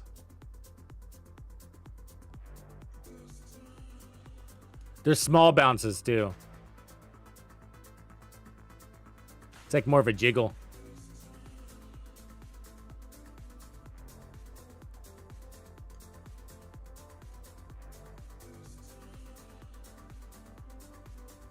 That's me trying to, you see me trying to control it there? It's tough. So the Eagle Grasp gloves are really nice at this weapon.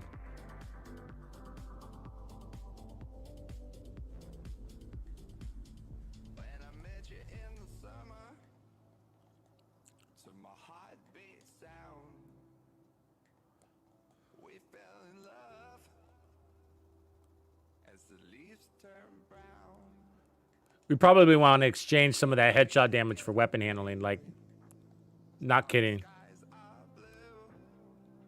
It's just crazy.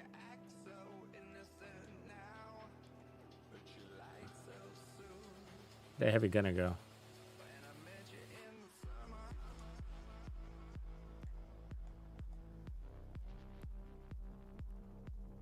That's crazy that this is going to get another 50% damage off of that stack. That's crazy kind of damage.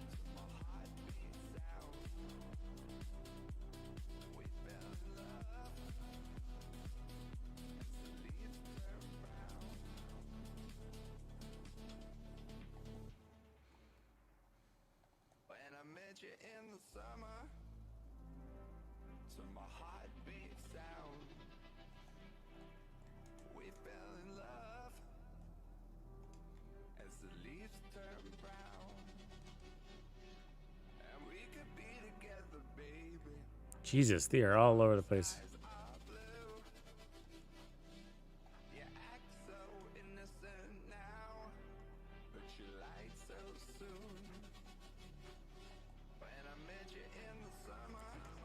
Hits hard though, doesn't it? Oof.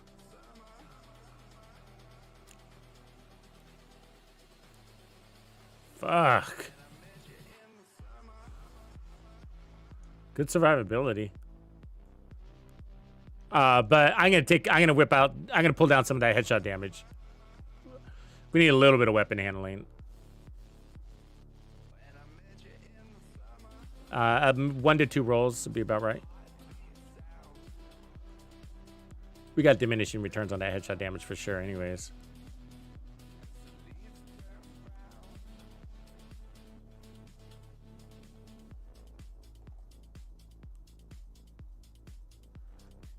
But you get no return when you're fucking missing like that.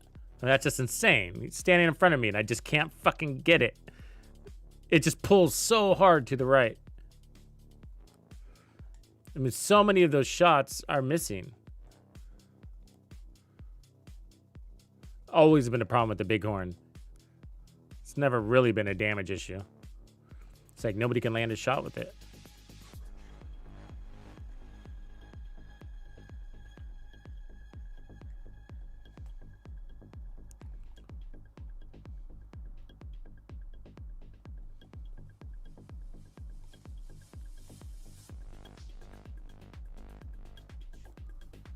How come their weapons don't have recoil? I mean, they are so accurate.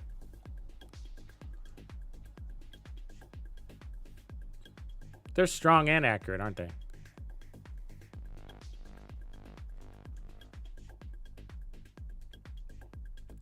But when I'm in 10 or 15 meters like that, like I should be landing more shots.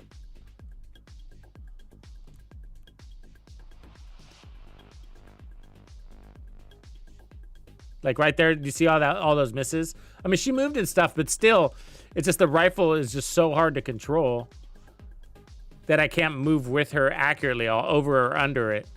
Under correction.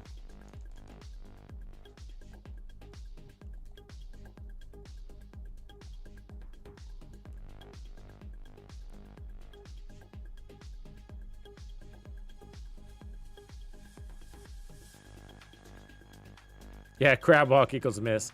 That's their secret power, though, isn't it?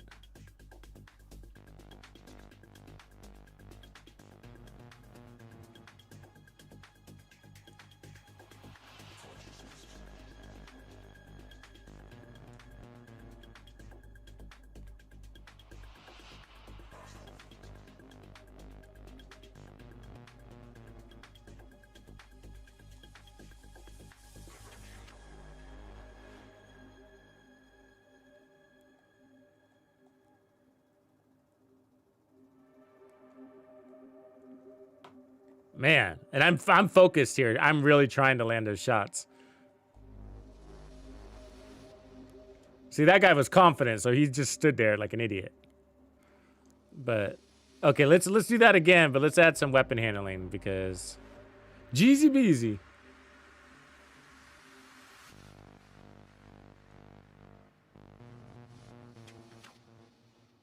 Everybody's my friend build. I like that, Kane.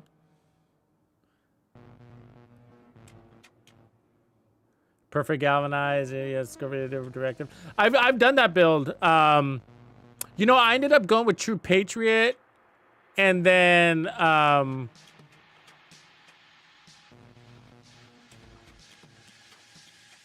ended up into St. Elmo's, but that was before the diminishing returns thing. I wonder if I would do the same thing because the St. Elmo's you could just build up so much stack. But yeah, the shotgun's amazing too, no doubt. But in Legendary, having to be able to shock at range was also really nice.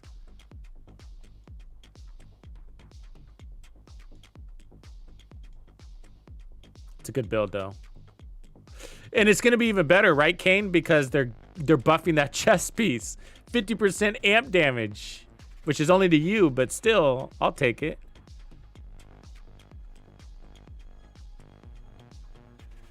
Yeah, it probably does because you cycle through it better. Yeah, that's true.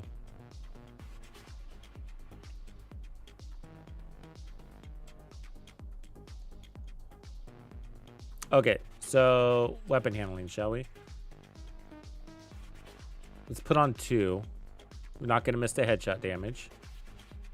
We already had 1. Well, I can't put on 2 because everything's got armor. Unless I can.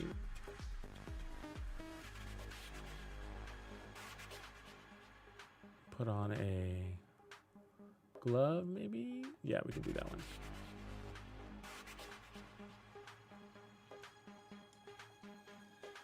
It's kind of nice. It is kind of a nice change instead of Striker because we normally run Striker with this. But you get the built-in survivability. You got all the damage. The amp is what you're really after.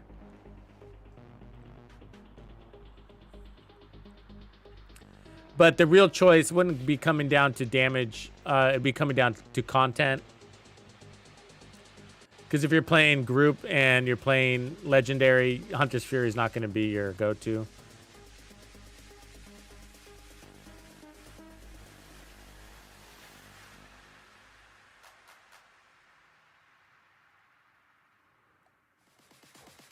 Jesus Christ, dude.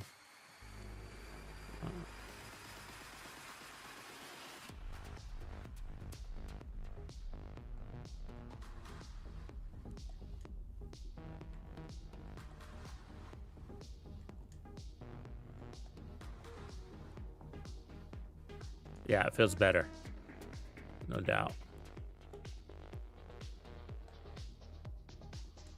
Yeah, way better. So we got 3 total rolls because the chest already had 1.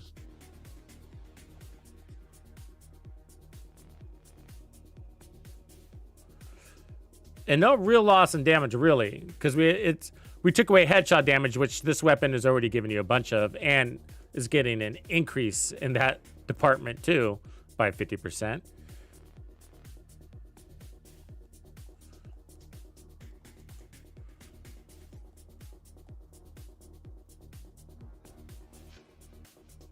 Fucking 2 foam dudes. Fuckers.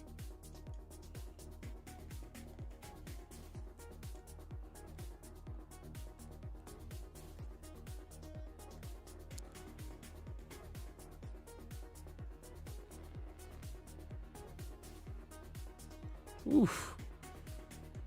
I mean, those last few shots, he just got deleted. Couldn't even see the actual kill.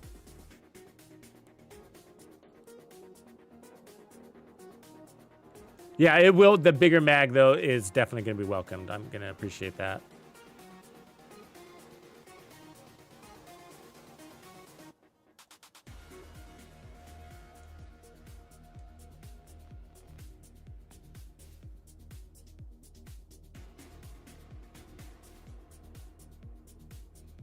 Yeah, when they land, it feels better. It's totally worth the trade-off, you know.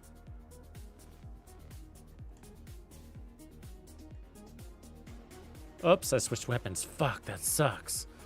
We just lost all our stacks. Don't do that.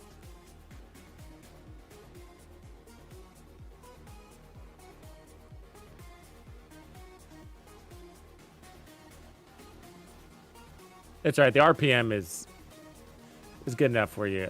You pick them up at.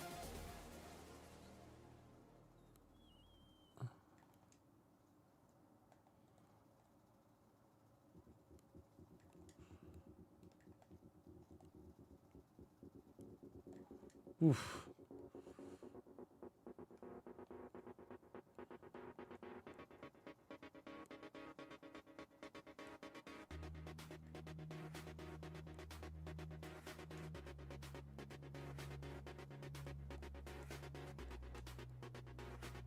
God, I think I like it better than Striker.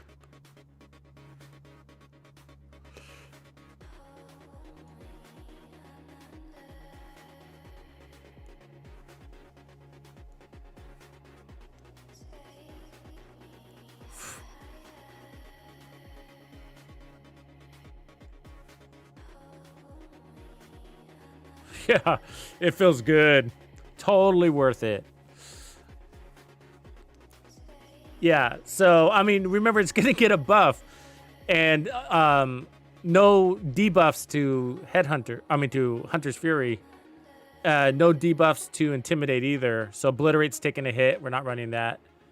We're going to get 50 more stacks on that thing. So, it's going to stack at 6% instead of 4%. So, growing by plus 2% more. Still stacking 25 times for a total of 150 stacks. This is fun. This one's fun.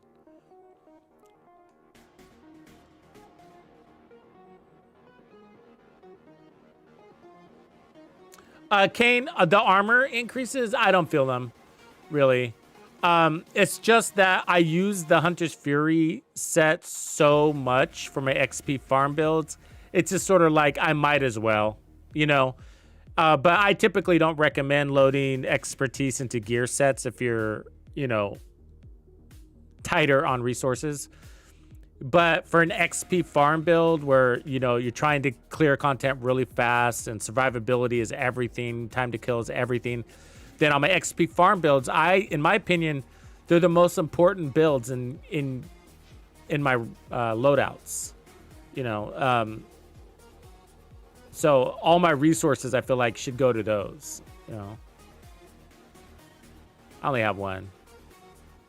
So it's not crazy. And I use the weapons in other builds anyways. But so the 1886, the specialization sharpshooter.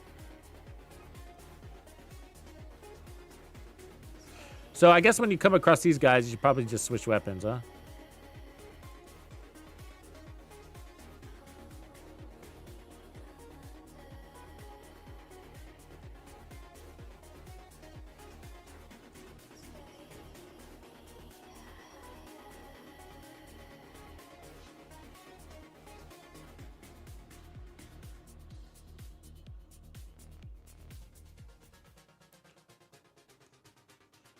So yeah, it helps. It helps on all levels. It helps with my armor on kill. It helps with my armor regen. It helps with my bonus armor.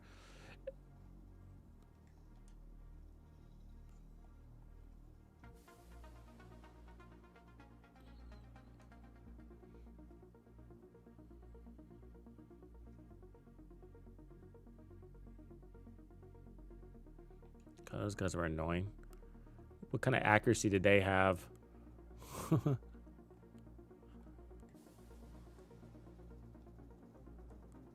Really? I saw that grenade hit by her feet.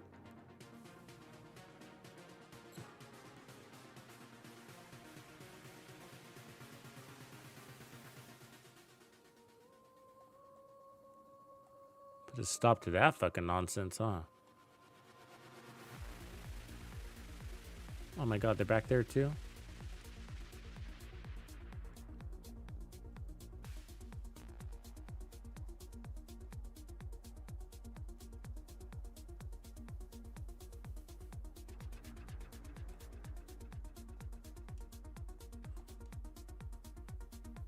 Oh god, they're everywhere. Oh, they're back here. They're in ditches and shit. Ah, annoying. It's annoying not because I have to kill him. It's annoying because my guy's so fucking slow.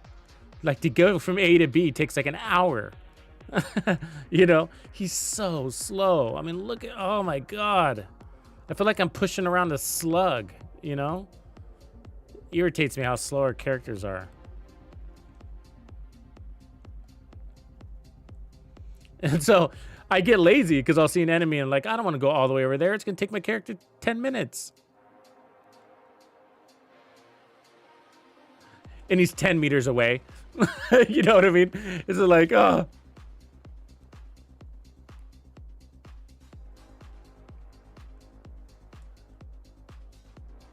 Uh-oh.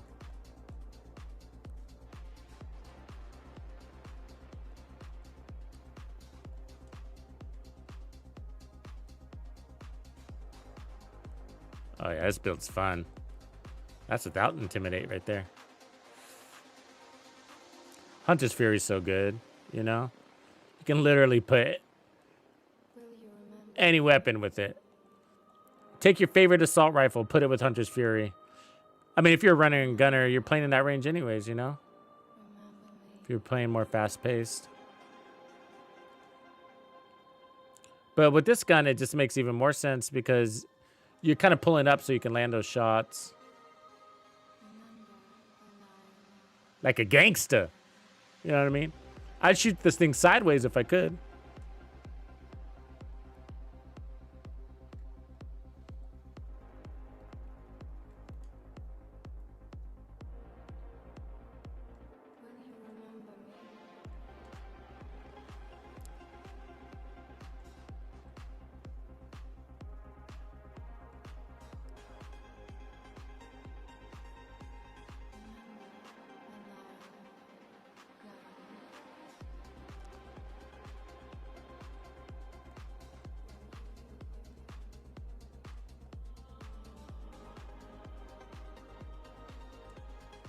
Uh-oh, it's about to get busy.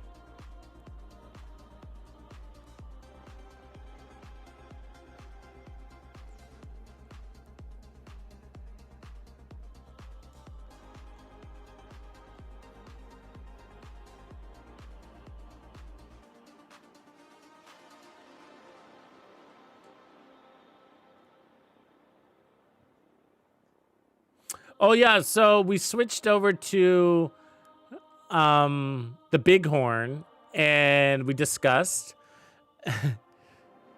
like all right. I discussed it with myself and we talked ourselves out of crits. So we're all in on headshots with a Hunter's Fury gear set and it's working like a dream. I actually think I like it better than Striker, which is what I usually go with this thing. And we talked about how it's getting an additional 50% increase in headshot damage. Technically 60 with the mod change. And it's going to stack those headshots faster which is going to be better DPS.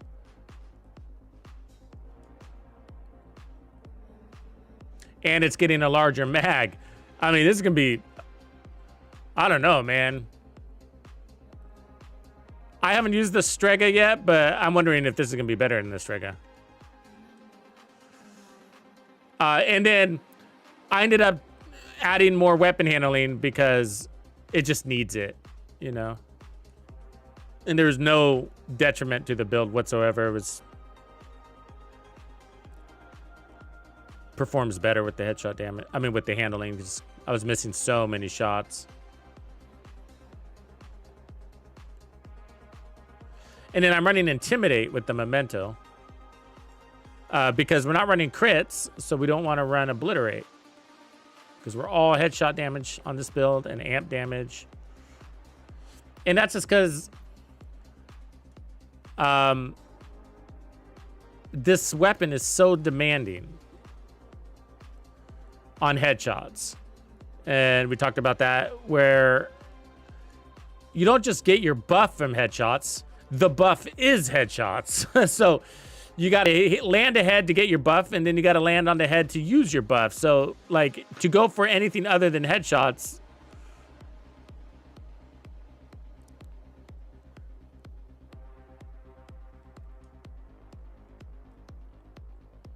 so that's why we're all in on headshots on this one.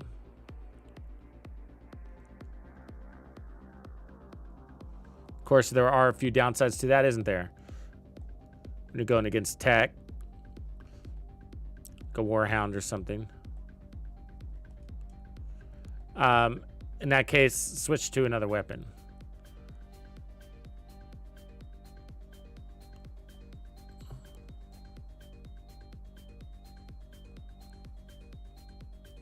Hold still.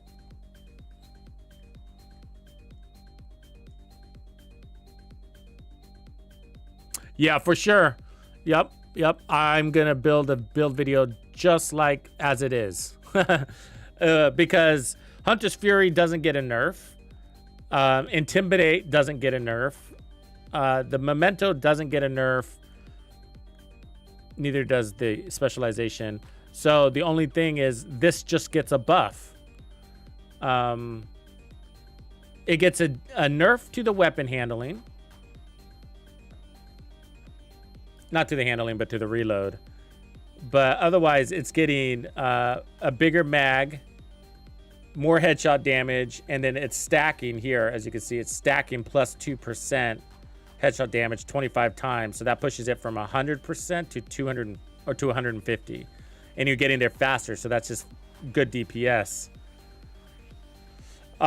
You wouldn't want to run this with the new exotic holster, because if you swap weapons, you lose all of that. So it's going to be, you know, a best when built with our current setup. Pieces that we already have in now, you know, not new gear. So I think that we already have the build. You can still run it with Striker. Nothing wrong with that. It's great. But I've actually always kind of said, and I have run it with Striker, but there's certain weapons like this one where they're kind of better off a little bit slower because you're going for the head. You know, instead of ramping up that RPM and it's more misses per second kind of concept. But it feels really good. And then what I've done on the build is it's basically my XP farm build if you look at all the pieces, except we're running Intimidate. And then we want the weapon handling, right? And the headshot damage, because that's all we're going for. You can still crit on the head, there's nothing wrong with that. But then you got to add a bunch of crit chance too. And what is your levels going to be? Not very good. Not if you're going to run a gear set. And so this is giving us our armor on kill and then plus 10 more. So we got 30% base armor on kill with the bonus armor on kill pushing at, what is that? 10, 20, 30, 40%. So that's pretty good. 30 plus 40, 70% total armor on kill. The shield is buffing us with more damage, and it's pretty strong with all that bonus, with all those armor cores. I'd probably want to push this up one more, get a little bit more damage out of it. And then active regen, so we weren't running the right mods, but that's okay. It never broke. The shield never broke on us. You notice that? Strong shield there. And then we got the stagger, of course. Yeah, so it's nice. Yeah, I like this. Bighorn's gonna look good. I was trying to get the Eagle's Grasps in earlier, but if you're gonna run a Memento, then that's out of the picture. And you can still stay in cover with this. You know, I'm running around with the shield. You don't have to do that. You can still play from cover, you know what I mean? Like, just bounce from cover to cover. If you do that, then you could lose the Memento and go with Bloodsucker. But I do like the 30% weapon damage coming off the Memento. It's not a ton, but it's, you know, it's some sort of increase to the base on our DPS when we're shooting at a piece of tech.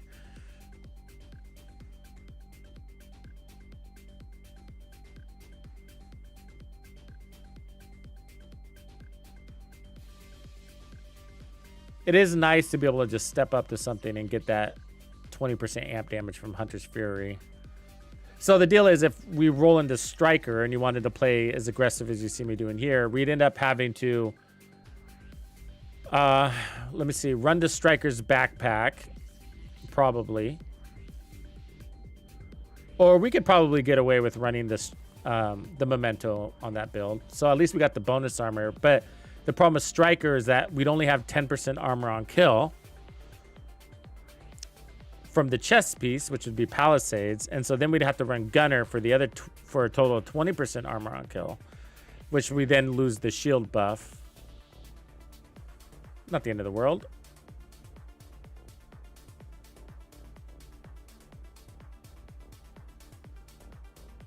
Yeah, it's hard to be. It's a playstyle thing, isn't it? But it's refreshing the Intimidate. And I'm liking the Intimidate right now because then I don't have to run crits. All right, so here we go. Fresh start.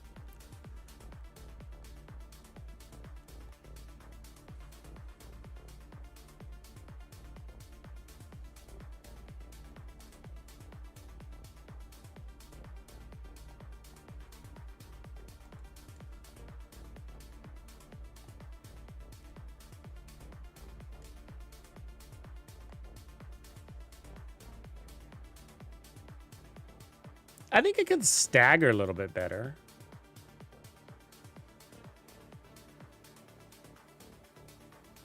You are here to discover the deepest truth about yourself.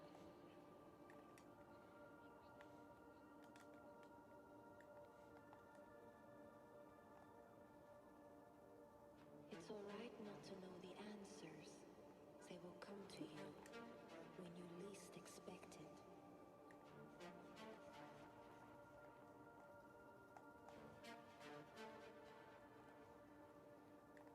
When you trust the not knowing,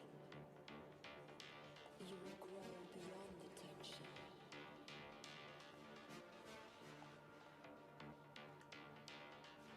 Dudes are fast.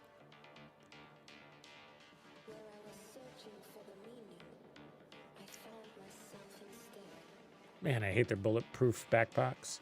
It is your duty to learn. I mean, they're not even bulletproof. They're like ghost backpacks. Your bullets go straight through them.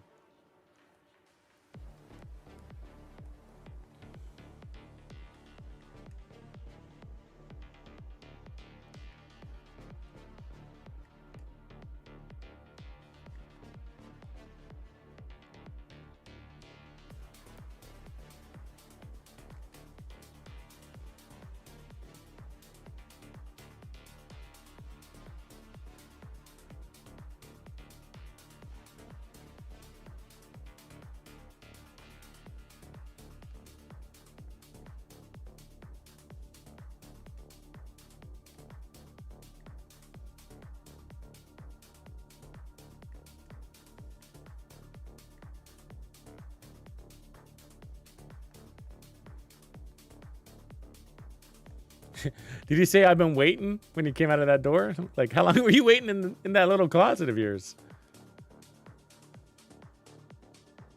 I've been waiting all day in this hot room with these sweaty men's. About yourself.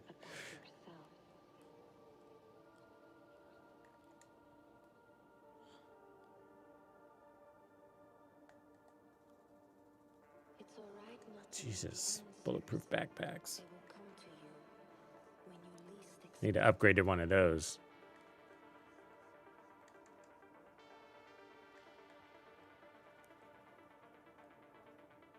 When you trust the not knowing,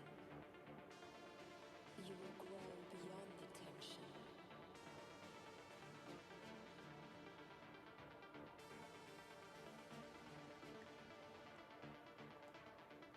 Where I was searching for the meaning, I found myself instead. It is your duty to learn how to enjoy yourself.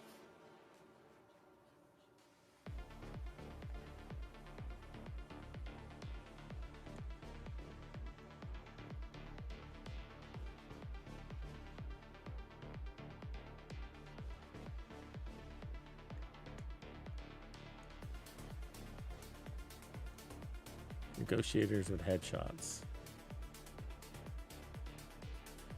Yeah, it's real. That's one of my favorite parts about it, Biko, is I can actually play with people. That's pretty cool. God, the Division would be so cool if it was cross-platform. Can you imagine, like, if this was cross-platform? Oh, I'm pretty sure Division 3 will be, though. I think it's silly to not make a game cross-platform nowadays. It's so much missed opportunity.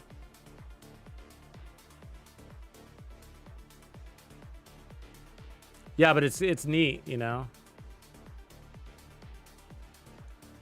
To be able to hop on with your friend and, you know, they might be on PC or whatever, PlayStation. You don't have to worry about that.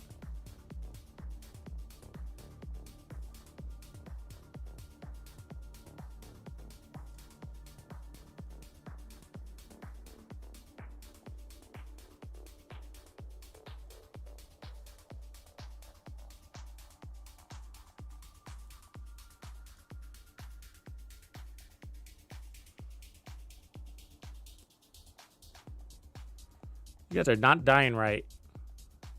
You need to die better. Trophy if I beat the thing fast, you know? So it's just like, I guess if I'm farming that mission, that's great, but I'm to the point where I'm not really farming much. I have just about everything. The Descendants are so strong, in order to get that good fight, you're gonna have to nerf yourself. Right? The logic behind that is weird. Who would nerf yourself, you know? It's weird, but that's how the game works, you know? And that part I don't like, you know? I don't like that part about the game. It's just like, when I join a group mission, and like, I'm starting to like be more interested. I'm doing the 400% solo, you know? Because doing the 400% missions in group is just too easy. Even with, you know, when I run a group, which does happen, and there's no bunny and there's no Freyna, it feels phenomenal. You know, it's like, oh, this is so much fun. There's a Lepic, there's a Jaber or whatever, right? And it feels awesome because it's like, it feels like we're actually playing a game. But when I got 3 Freynas and a bunny or whatever, you know, it's just like, oh, I feel like I'm on a jogging simulator. You know, let's just all run through this thing and watch everybody fall over along the way. It's just like, it doesn't feel like a fight. And people are bragging about that, right? Like, oh, my bunny build, you know. Yeah, it's super cool, man. Like, you're not even playing, you know. But you can't say that, right? Because it's a build. So, but that's how it feels to me. It's just like, yeah, you're not even, you know, you're taking the easy way out. But yeah. But in game concept, like, yeah, you would choose it's like Striker, but like, you can't deny Striker in this game, right? You can't. It's the best tool for the job, and you would want to use the best tool for the job. That's how video games work. That's the logic of it.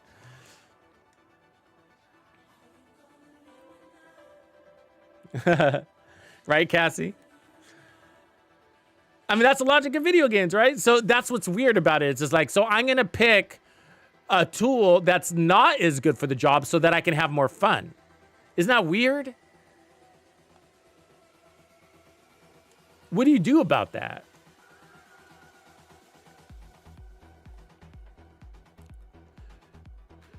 Basically, in order to have fun, because this is weird. Everybody's definition of fun is different. So I get that part. It's subjective, blah, blah, blah. But you have to always you have to basically always go off meta. It doesn't mean you're not powerful.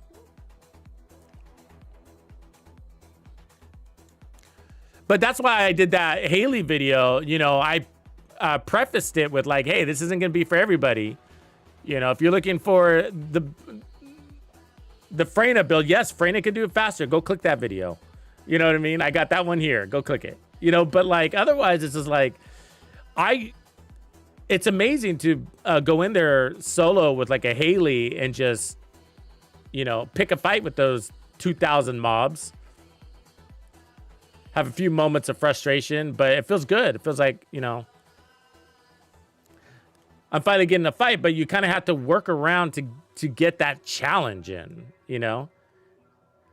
And then people's arguments are always like, oh, well, it's a challenge it's only like that if you have everything, you know, you have everything in the game and it's all leveled up. Not really. I mean, I think people are showing that, you know, the no catalyst Freynas, the no catalyst Haleys. But yeah.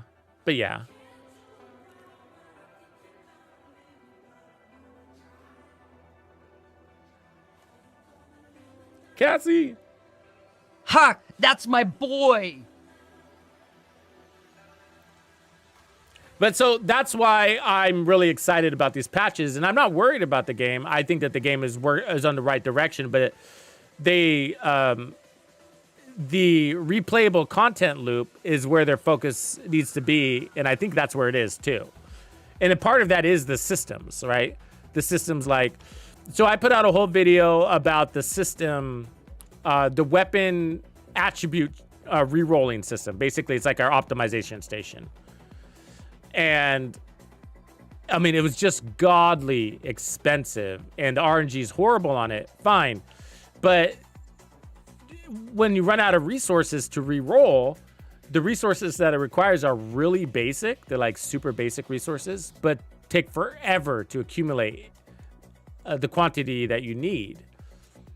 And so I made a whole video about it. It was like, oh man, this is the worst system in the game. It's like really bad, you know?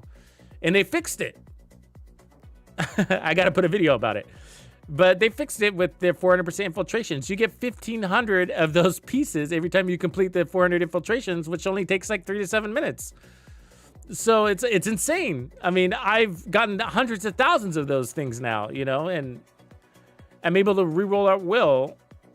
Gold is still costing gold, but yeah, it's still a matter of money, but it's all so much more realistic to farm now. Crazy, you know? So they make really good improvements over there. Like, I feel like anytime I spy a problem, or the community does, it gets fixed, you know? And I don't feel like they're bending over to every demand or request that the community makes. I don't feel like that. But I feel like these are genuine problems, and they see it, and they agree with it, and they fix it. And that's what's got me most about the game. It's just like, wow, if they can, and they said this in an interview, and I came across this article when I was putting together the roadmap for it. They said this in an interview where they were like, what is it called? Warframe. You know, they talked about how basically that Warframe, they pretty much said that Warframe is their inspiration, you know, not from like a game design perspective, although there's a lot of similarities. Nobody can disagree with that. But from a community management perspective, you know, they said that they were like, hey, we can do that. You know, engage with the community, listen to the community, build around a community centric design. You know, like that's what their real intentions are with this game, you know, and what the real inspiration from Warframe is. And Warframe is, God, man, those guys are geniuses over there. You know, they had a really slow start, but they built a real core community, and the Division has that too. You know, the Division has that. But what the Division doesn't have are the dev sentiment. But the Division has the same type of community, like a really strong, dedicated community base. I mean, we have that, but we don't have the devs to follow it. Like with the Warframe, I mean, like, it makes me want to play Warframe. I mean, they're still putting out new content updates. That game is, what is it, 8 years old? Something like that? It's old as shit, right? And that new update, what is it called, like 1999 or 1997 or something like that? It's kind of a throwback update. It looks pretty cool. I don't want to start that game, but I'm just saying it like makes me because of the devs, you know. And it's just like that's a game that like when you have that kind of dev investment, it gives you a lot of confidence to pump money into that game. And they weren't always perfect. I mean, there's stories of them having like pay to win practices and all sorts of stuff, you know, that got really bad remarks from their community, but they adjusted, you know, they listened and they rebounded.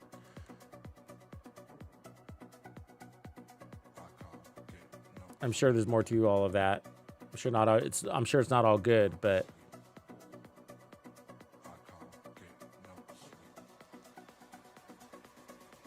10 years old, huh?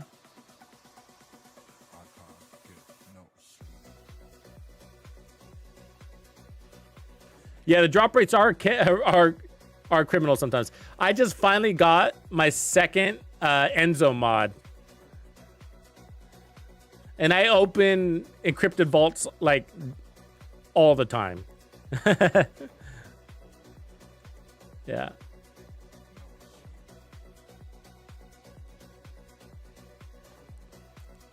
I'm working on a hyper focus build right now.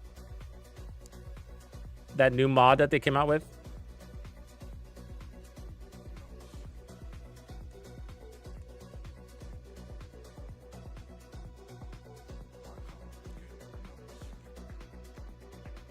Yeah, I've been using that Peacemaker a lot too.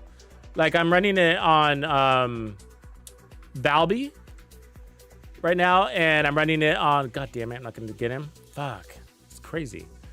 And I'm running it on, what's her face? Glay. What else am I running it on? It's a pretty good gun though.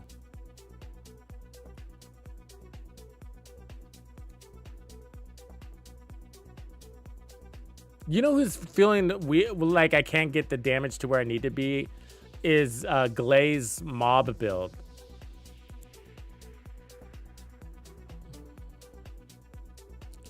Like I got her as basically as strong as I can. You know, I got the 4 damage mods on her and the right reactor, running it with the Peacemaker, wide range. It's crazy. It's strong, but just they're so tanky in those 400%. She requires multiple hits, and the next thing you know, she's out of health. You know, she needs blood.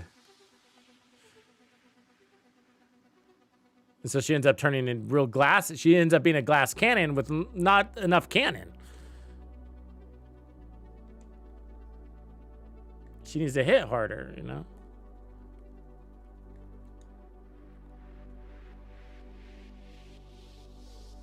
What up, Streets?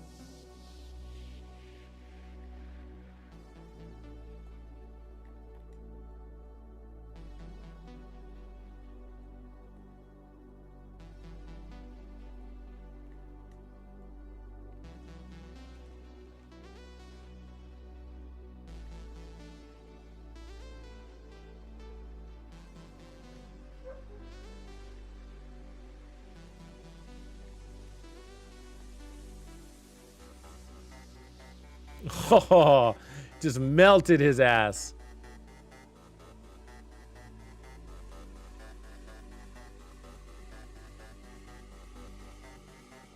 Palisades are versatile.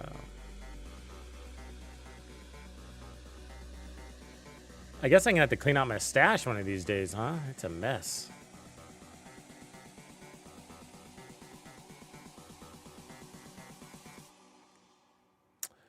Yeah, Viesa was actually really hard. Yeah, yeah. It was worse, if you can believe that. She's really good. She's perfect. She's a prime example of a well-balanced descendant, I think. Where she's not like Bunny that makes it boring, you know? But she's really strong. I mean, Bunny's fun when you use it, but what I mean by it's, I don't want to say boring. That's probably not the right word, but like brainless, right?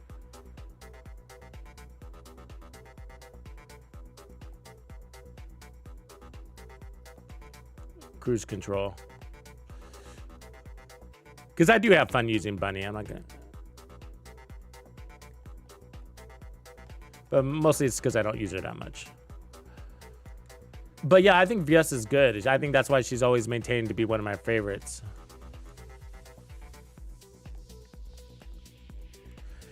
And Freyna was one of my favorites all time too, when before her ultimate. And now with her ultimate, she's kind of not anymore. You know, because she makes things too easy, and that's kind of a bad thing for me. It's kind of like, took the fun out of it. It's weird. It's a weird problem with the game. It's a weird problem. It's kind of an annoying one, I would say, because it like they obliterated Haley. I was talking about this with Grumpy the other day in the comments. I was like, Haley is went from like the goddess to like, why would I run her? I mean, it's a valid question. Besides, like, I want to because I'm looking for a good fight. I mean, that aside, right? Like from a practical perspective, like, okay, so everybody's got a job, everybody's got a purpose, so to speak, and you know, and with Haley, it was like, oh well, you know, you could say, okay, yeah, she's not very good at mobbing, you know, but boy, is she a boss killer, and that's her place. And totally. And I was like, yeah, man, that's me. I think that too. And that's why I'm going to run her only for bosses, really, you know, as far as like, you know, general, you know, how she hangs on my tool belt, so to speak. But I'm using my Freyna mobbing build to kill bosses easier than what Haley can do. Because see, Haley, although it's like really easy, you know, you sit down and set up and, you know, throw up 3 or 4 snipe shots, is that if you don't hit that crit, you know, it can go sour on you sometimes, which is not a big deal, right? You start over, whatever. But it's not a big deal. But you have to also make sure you do a really good job at hitting those weak points and try to get that frame 0 shot out so you can get that ambush damage on that first hit, blah, blah, blah. You know, so there's a little bit more to it, you know, but it's still easy. My point is, Freyna's easier. You just, you know, you huck out a couple of poisons and then you pull out your ultimate and just hold down the trigger. That's it. Just hold down the fucking trigger, you know. And you'll notice there's no weak point damage. There's no crits. I'm not running crits, but like, and the boss goes down, you know. And I'm seeing people bring her into even the Swamp Walker fights, doing the same thing as Swamp Walker, who's resistant to poison, right? Her ultimate is just so strong. And so it's sort of like, okay, well, I just started getting lazy and was like, I'm just going to use my Freyna in these fights because she's just, you know, point and shoot is pretty easy. You can still use Haley, no doubt. But my point is, it's like the newest descendant seems to be like making other descendants obsolete, and then it keeps happening, you know.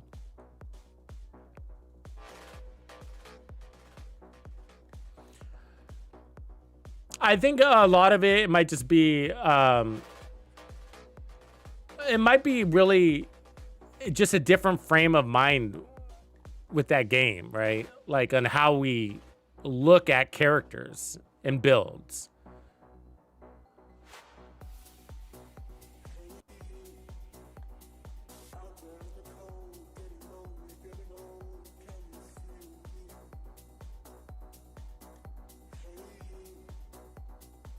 Like, don't choose based on a tier list, you know? but choose based on a play style. And I think you get more out of the game that way. I think for a long-term loving the game or not, I think the people that realize that will probably be the long-term players. The ones that like get that that Freyna is easier and faster, but they're not running her because they don't want to, you know, because they like the way Haley plays or the way their Bunny plays or Lepic or whatever, right? That they're choosing Lepic because, yeah, they know that Freyna is going to make it easier, but they like running Lepic. And so that's why they're using it. They're all powerful. They're all going to get it done. You don't have to run the meta, you know?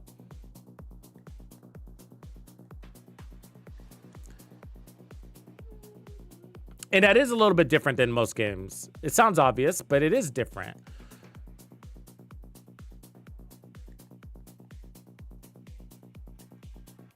The downside is group play, though. And that's where it becomes challenging, is because you want to have a good fight and you want to go into a good fight. And it's fun when there's, you know, somebody that's not 200 meters ahead of you and has destroyed everything in its path. Is that really what you want? I don't want that. You know what I mean? I want to kill at least one enemy. You know what I mean? Like, I don't want somebody to do all the work for me. You know? And so that's what's challenging about that game is like, well, what about group mode? Well, you don't have a choice, right? Because you're going to matchmake. It's going to be some rando.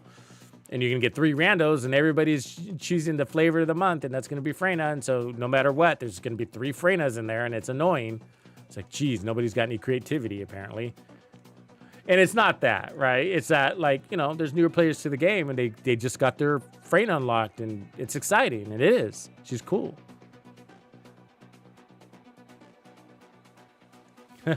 Yeah. And so I guess the story is, and this is kind of where I want to go, like Grumpy, is like with, you know, the streams and stuff like that, is like, I want to play with, I want to start doing streams and then like inviting people who want to play a different way. You know what I mean? People that are tired of going into lobbies where there's 3 Freynas and they're just kind of in a jogging simulator, you know? And so like, I want to do like a no Freyna stream, you know, where like bring whatever player you want, but it can't be Freyna, or no bunny stream, you know, like let's group up and take on the hardest missions in the game, but you can't use these characters. They do that in X Defiant. One of the developers is a competitive gamer in the FPS arena. And he creates challenges, like lobby challenges. We'll say, put together this lobby, and you're not allowed to use sniper rifles. So no snipers, you know.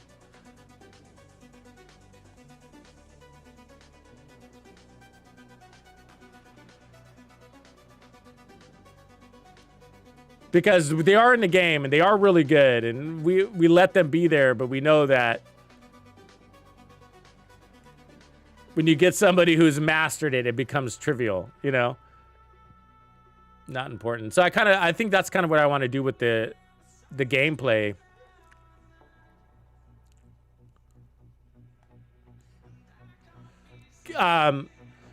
Like in a way, it's not because I don't love those players. Maybe, you know, we'll do the opposite, like only Haley's or only Freyna's or only whatever. You know, we'll do everything, right? So, but it's more about creating a haven for people that are struggling to find a good fight. You know, because I think what will end up happening, it's kind of interesting. It's sort of the opposite of the Division 2, which is you'll start going solo. You'll start becoming a solo game player because that's where the challenge is. And that's different for the Division 2, although the challenge is still here with solo. We play it because it opens up build diversity. Or I do. I don't like the scaling.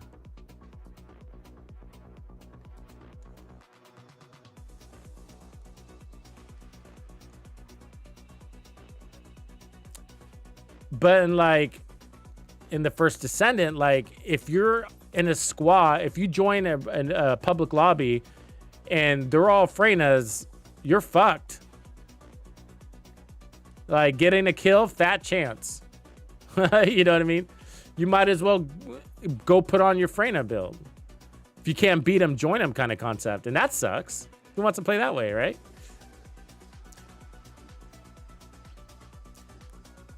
It's been an argument with the game since the beginning of the time. It started with Bunny, and it's gonna work its way around to Freyna, and it's gonna be the next character, and it's gonna be the next character, and it's gonna be the next character, you know.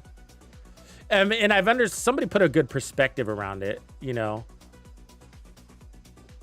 I saw in one of the comments somewhere, somebody was saying like, "Oh, everybody, you know, this character's so powerful," and you know.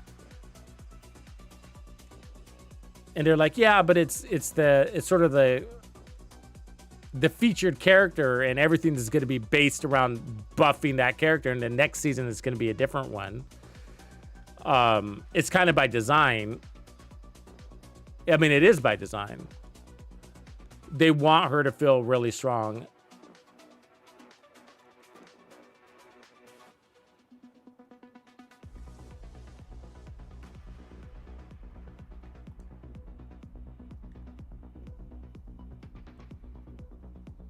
I think it was framed better by the person that said it originally, but it was, they had me thinking, they're like, yeah, I think they're right. Doesn't change the fact though.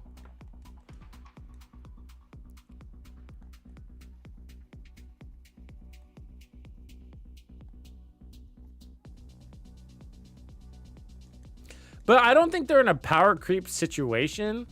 I just think that they haven't found their balance yet because it's still a new game, you know?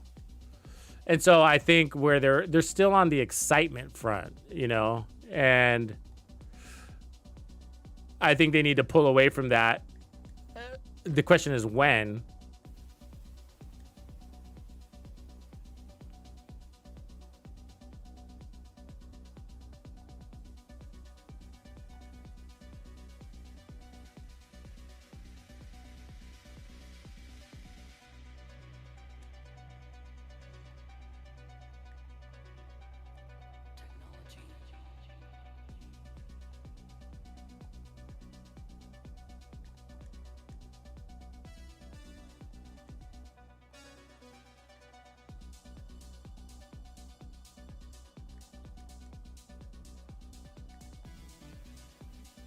Oh, your council died? That sucks. Did you get the Ring of Death? What were you playing with?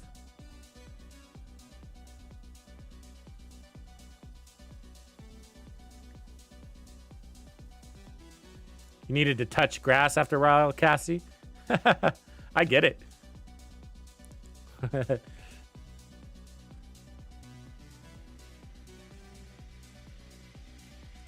No, but I really like that game. I really... you know, hope it goes a long ways. I hope that the first Descendant has a long future.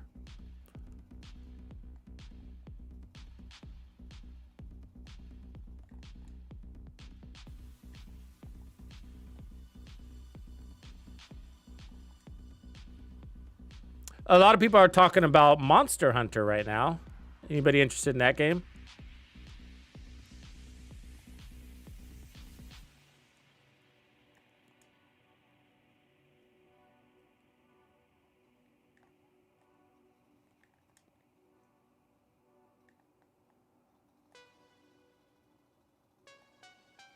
Anybody playing Call of Duty Black Ops?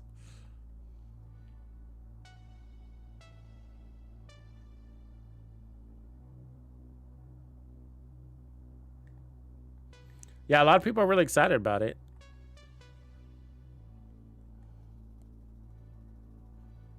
The lore looks good.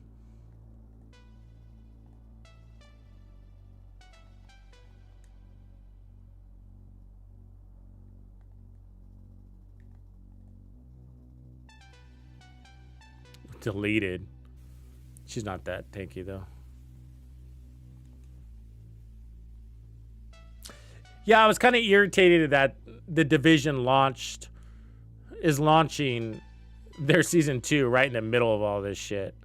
It's like, okay, so Black Ops just launched, Monster Hunter's launching, and I guess they didn't have much of a choice, but it's like, God.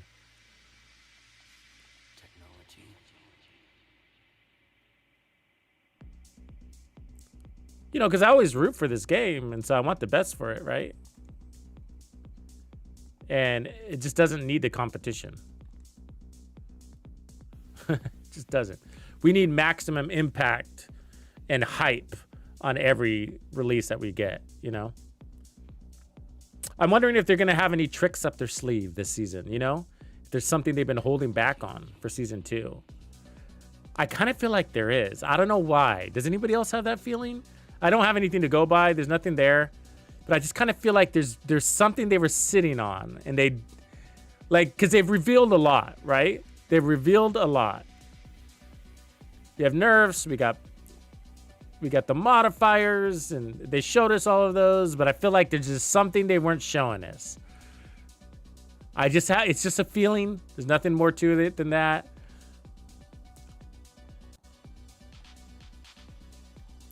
I don't know. I just have a feeling there's something to it. Maybe it's the climax mission. Maybe it's going to be that.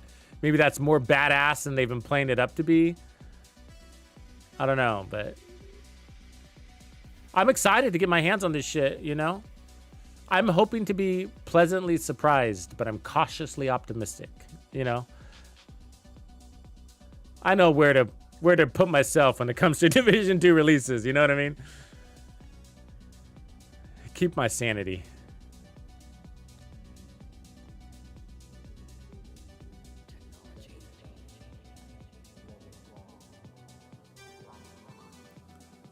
But yeah, I'm excited, man. I'm excited, you know.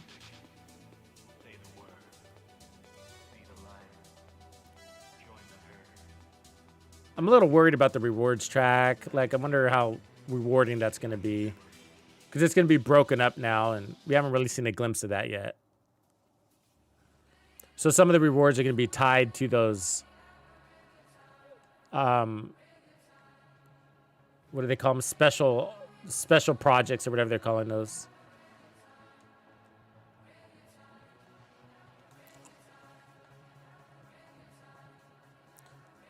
But I'm going to grind the shit out of it. That's what I'm going to do. I'm going to try to unlock all those modifiers. Just go right after it.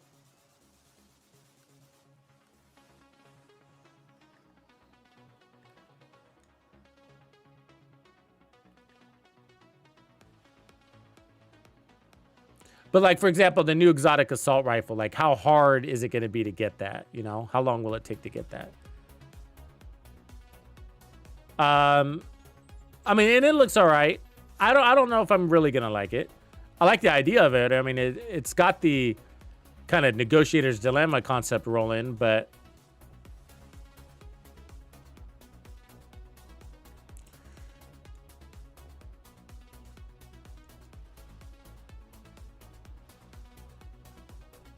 I think that holster is going to be pretty badass.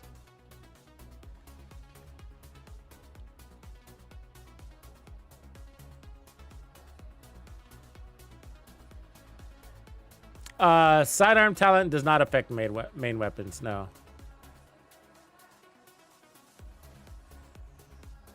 Talking about like that's called passive abilities, and we used to have those a long time ago in the Division 2, but we don't have them anymore.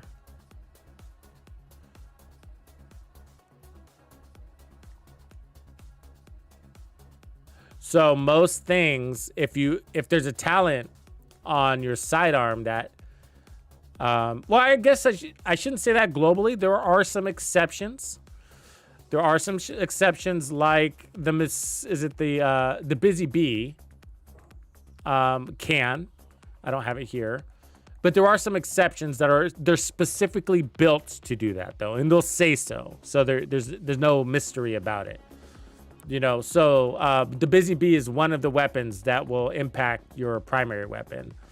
So and another one is the Orbit. Impacts your build.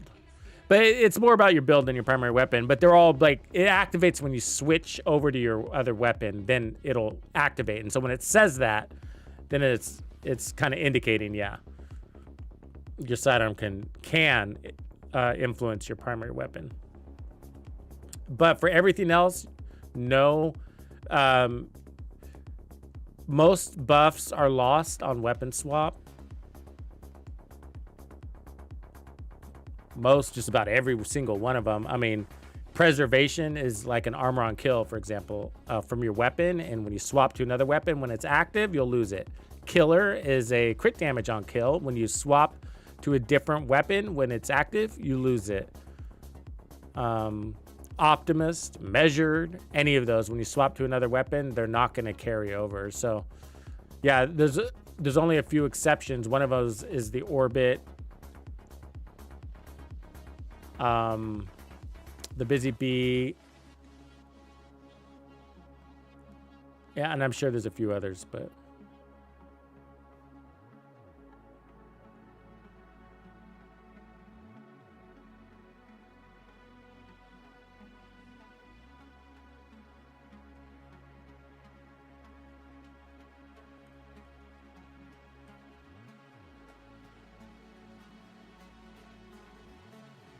I'm gonna have to spend a whole day on my gear reorganization. I've been very lazy. You can shoot your foot. What's up?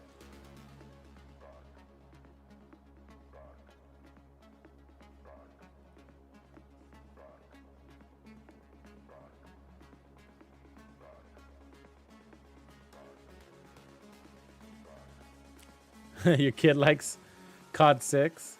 How old's your kid, Grump? Your kids are older, right? Don't you have daughters?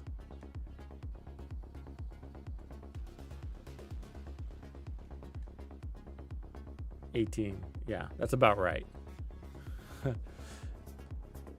I like Call of Duties for like a minute, and then I don't know. It's the same thing with X Defiant. The builds aren't deep enough, you know? It's all they're all surface builds, and then after a while they all start feeling the same because you just keep tailoring the weapon changes, but you keep tailoring it to your play style, so they never really change, right? So like you're like, okay, well I like to run and gun, and so I'm always gonna want that fast draw, fast ADS. I want running speed. And so you might get the sniper, you might get the assault rifle, you might get a shotgun or an SMG, but all the builds are the same. They're the same builds. They're the same because it's attachments. Attachments don't vary that much, even with the weapon changes. So it's just kind of like, you know, just the builds are just all the same, which is okay because it's more about gameplay, and that is really fun. I mean, I really enjoy X Defiant. I did. But it's not enough. I think you hear me say, like, I'm here for the action, but I stay for the builds. You know, so that's what loses me. Eventually, it's just like, not because the builds suck, but because another game with more intricate building system will pull more of my attention to the point where I don't have any time to play that game anymore. And that's kind of what happened. I bet you the Omni movement is fun. Nothing But Skills tweeted that he didn't like any of the missions, and that was new for him in the story mode, campaign mode. He said that they all felt pretty boring. He said there's usually one that he likes.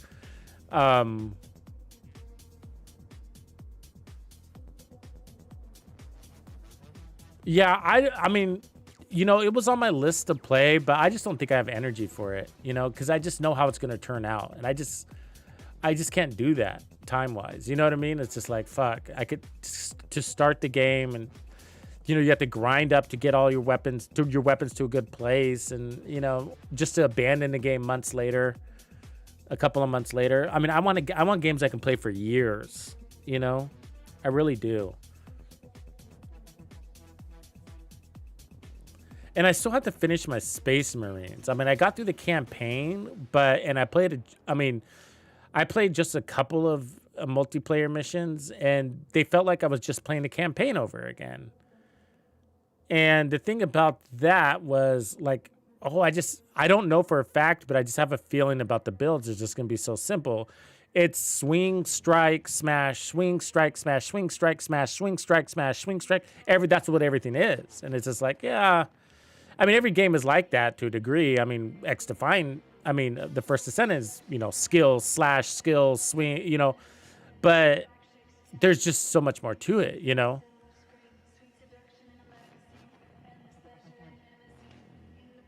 I don't know. What is your guys' take? Like, is it worth my time to go back into endgame multiplayer mode for Space Marines?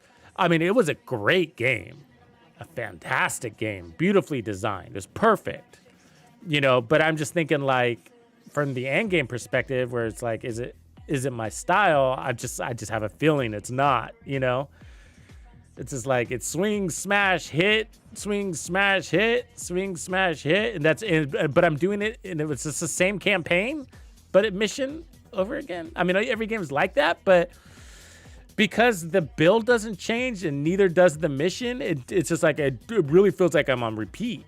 It felt like I'm on repeat, and I just don't know if I was like, am I missing something? Maybe I am, and so that's why maybe I'm missing something, and or did I sniff it out really early? Which one? Does anybody know?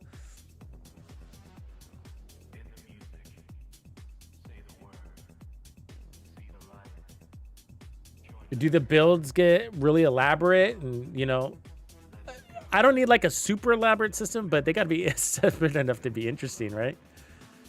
But if you just go in there and it doesn't matter, you just swing your sword or smash your hammer, it's all the same. Just swing, smash, strike, swing, smash, dodge, swing, stress, do the same thing over and over and over again. It's like, the other thing is it felt hard on my controller. That was also a disincentive. I was like, I really feel like I'm pounding on my controller here doing the same movements over and over again. It kind of felt like, back in the day, that kid that was in the arcade that would sit there all fucking day long playing Mortal Kombat, and he was like a Jedi master with it, and you would watch him going like, holy shit, he's not even looking at the game. He'll be like looking around the room and he's beating the hardest master in the game. You know what I mean? Like, just with the combo after combo, like 250 hit combos and shit. It's just like, but anyways, that's kind of what this game felt like. It was a sort of like, it felt like a bunch of combos, but they were repetitive. They were so repetitive, you could just start, it's just a matter of memorizing the combos and just doing it over and over again, And I never got to the point where I got that good at it, I was just kind of getting by and it was working. But I could see that I was like, is this it? It's just the combo? So you see the swing coming, you parry, and then you hit him back, and then if it looks cool, it felt cool, but then you do it again, and you do it again, and you do it again, and you do it again. And that's all my character does is parry, strike, and it's like, I don't know if I could. It's fun, but I never got that good either. I mean, Dead or Alive was fun. I got good at that. I love Dead or Alive.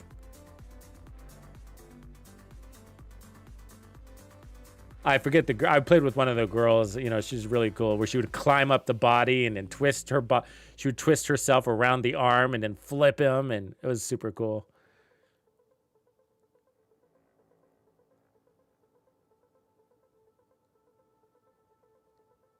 I always like the faster characters. Yeah, so I don't know, but I'm kind of have mixed feelings about Space Marines too. I feel like I haven't given the game enough time, and I really enjoyed the campaign. But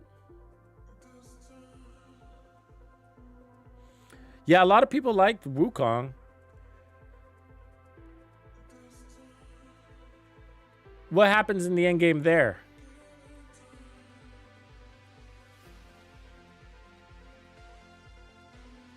New World. I don't know if I've heard of that one, Brooks. What's that about?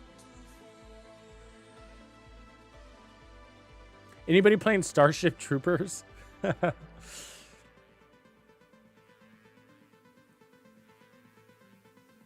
I'm wondering if it's gonna feel like a mobile game.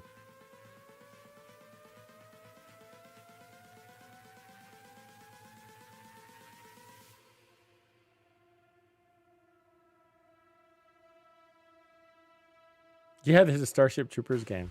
Yeah. And they have like the real Rico. The real Rico is like involved in the marketing side.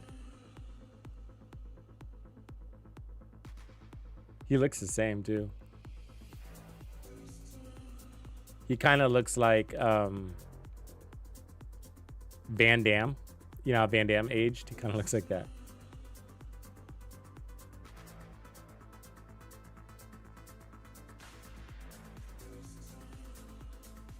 It's an MMO, huh?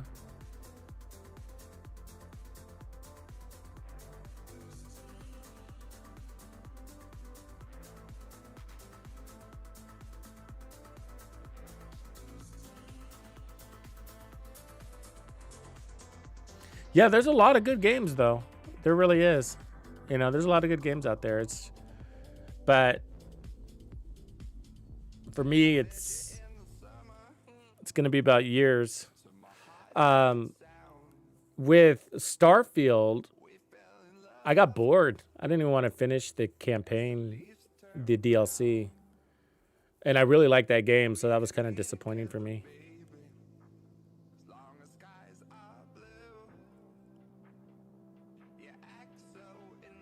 Like, and it's not about, that's not why I enjoy that game. It wasn't for the story. I thought the story was all right, actually. It was a pretty good story. But it reminded me when I first started that game, you know, I never finished the campaign. And it was a good campaign. It was a good campaign. A lot of people liked it. I think most people did. But there was just, I mean, I am into lore. I am, but it's just like, but I'm more into everything else, if that makes sense. More into the action, more into whatever else the game can offer me from a build action perspective. So I started to diverge from the campaign. I was like, okay, that's cool. I don't want to stand here and look at this person talk to me and tell me the story. Fuck that. I'm out of here. I'm going to go build my outpost. You know what I mean?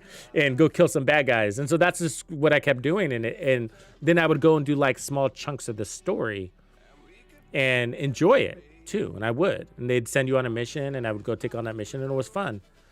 And so I really enjoyed Starfield when I took on the story campaign in smaller chunks, and it was really cool. Loved every bit of it. But when the DLC came out and it was just going to be, it felt like one longer stretch of that story and that's all it was going to be, I was like, I'm going to go back to my outpost, which I'm not going to do because they sort of lost me. You know what I mean? They sort of lost me with the bugs back then. I'm like, I'm busy with my with my Division and the First Descendant right now. Like, I don't have time for you, Starfield, even though I really liked you. I really did, but, you know, now my time is split over here. And it doesn't mean I'm not open to new games, but I'm just saying, yeah, I already tried you, you know. See if there's something. Let's reserve this time slot for something else.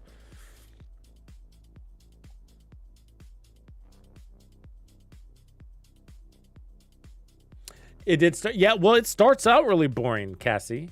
It is. Like, I went in there knowing that. Like, people kept saying, oh, the first 4 hours is really boring. You know, you got to push through. And I did, and it really opened up for me. But it doesn't for everybody, you know.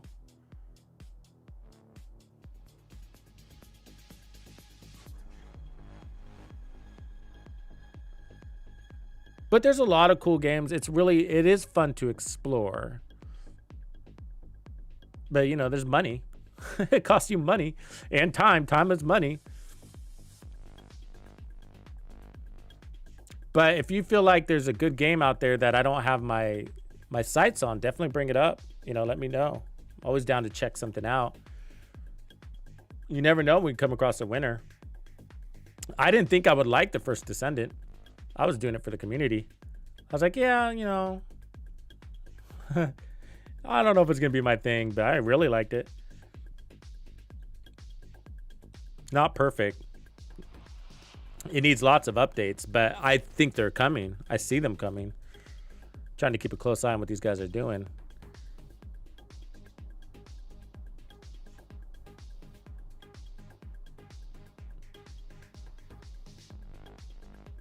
Yeah, they fixed that. I mean, it's a shame if people still think that, Parabellum, because that's all sort of behind us.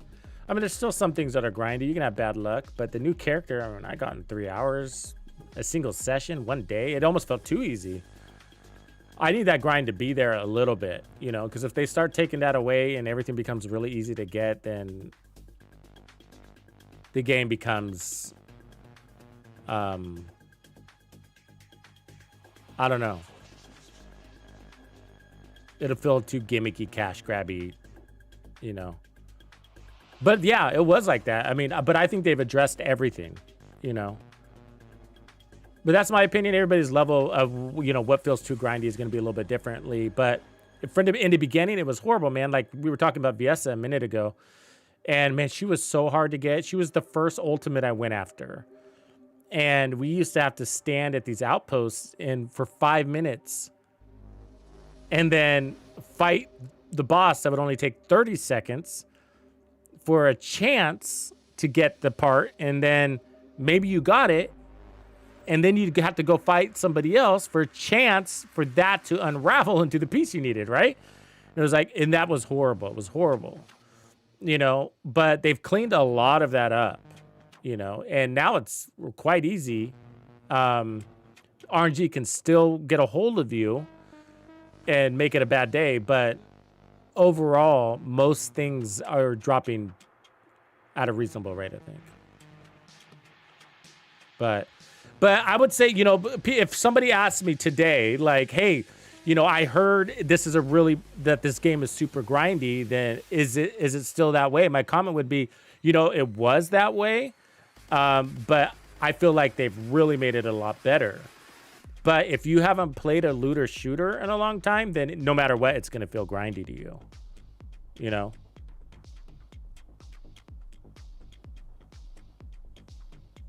But I think it's a lot better. Yeah. The question is, like, if I started the game all over again and started today, would I still feel that way? You know, that's a good question. You know what I mean? Like, if a new player started today and had to get Ultimate Bunny and Ultimate Glay, I mean, they were hard to get. Those initial characters are hard to get. But it might be that at a certain point, everything becomes easy, because like gold isn't an issue. Like gold used to be an issue. Now it's no longer an issue. You know, the parts you need to recalibrate weapons used to be an issue. Now it's not an issue. Kuiper used to be an issue. Now it's not an issue. Patterns for catalysts and energy activators, not an issue. You know what I mean? The parts you need to craft the catalyst, not an issue, because now the 400% missions are so popular and they increase the drops there. Shards used to be an issue that you needed to go to use at the reactors to crack those patterns. Used to be a big issue. Nobody talks about that as an issue anymore. I mean, I got tens of thousands of those now, you know? So I think that they did fix and address everything, and I think as you mature in the game, it all becomes crazy easy. You know, but I have a feeling like if I started, erased, and deleted my account and I went in there today, I bet you it would still feel kind of grindy on some of these things. Like if I went in there today and I was like, I want Ultimate Glay, I bet it wouldn't be really that easy, because I'm after something so specific and there's drop rate chance is still 6% or 10%. That's still fucking low, right? That's still low. What up, Ice? Yeah, so yeah, it is a matter of perspective. It is a matter of perspective. A lot of what I'm saying is like, yeah, I'm in the end of the end game. So it's probably a lot easier now. I mean, like at one point I was maintaining literally maintaining 50 catalyst blueprints. And by the time Ultimate Freyna dropped, I ran that all the way down to 0. So I'm not saying I had 50 Catalyst blueprints. I'm saying I was maintaining 50 Catalyst blueprints, meaning I'm playing every day and I'm actually utilizing Catalysts. I mean, I have so many characters and builds. It's crazy. I have almost every ultimate weapon leveled up completely, you know, so it's like, and so I'm spending those Catalysts, man. And so I actually drove those down to 0, and it took a single session for me to get them all the way back up. Not all the way, but I'm sitting at like 20 right now, you know? And so you end up with so many patterns. I just went in and, you know, shot Dead Bride a couple of times and got a shitload of things. You go to a reactor, it's even faster, you know, and you're not looking for anything. The patterns drop at, you know, 20% chance, which is good enough. You know, it's interesting. Interesting. Sarah, back on YouTube. You guys are blessed. When you see Sarah on YouTube, it is a hell of a day, folks. What up, Sarah?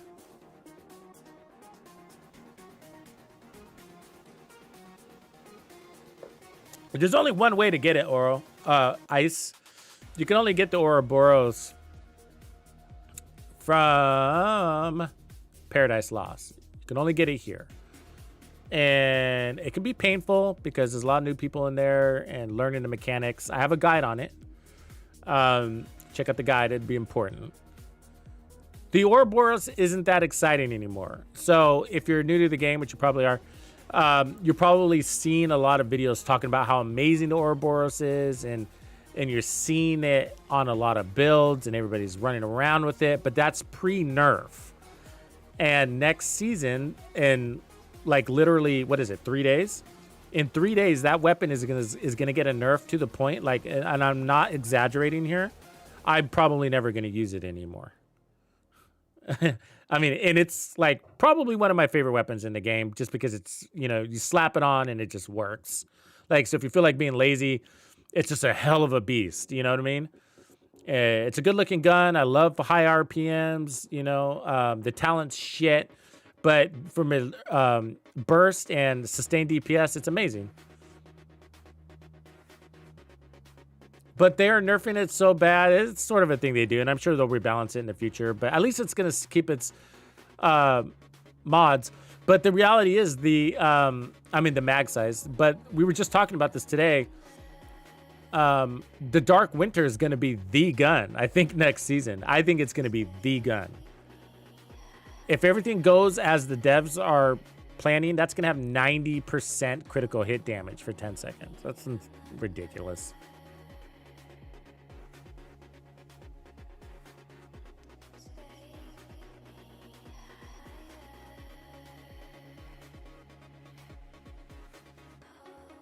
I don't think they'll remove the legacy manhunts, but that's a good question. I think they'll always be here.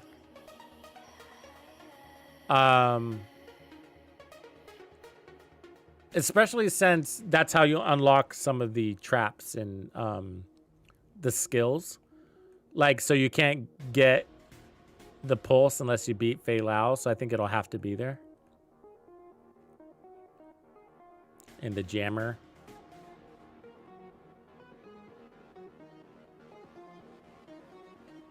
Yeah, I think you'll be okay. Collectibles, though, I don't know.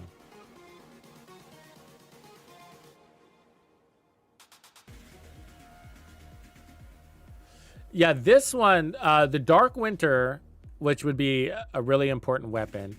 Like, what weapons would you need for next season? Like, the Chameleon is really easy. This one's getting a buff, and it's a very fun weapon to use. It's sort of a classic. It's an assault rifle, but it kind of plays like an SMG. This one you can do by beating bounty bosses. So they have a highest chance of dropping this. Otherwise, the easiest answer for you is exotic caches for any exotic. Anything that's an exotic usually comes from an exotic cache. Not all of them. Some of them are unique and special, but most will come from these. The best way to get exotic caches are playing global events, which is these things here. So we have one going on right now, Golden Bullet. So by playing the event, there's a rewards track in here that gives you exotic caches, but also you get red stars that you could spend at the season vendor. And you can spend those on exotic caches. So that's one way. The other way is the more ongoing way is to play countdown here. Play this countdown one with group in a group, and you'll get a currency that you can use to buy exotic caches also when you extract successfully, which you should. It's pretty easy to do. So basically you'll average like enough currency to buy one exotic cache every 20 minutes on average.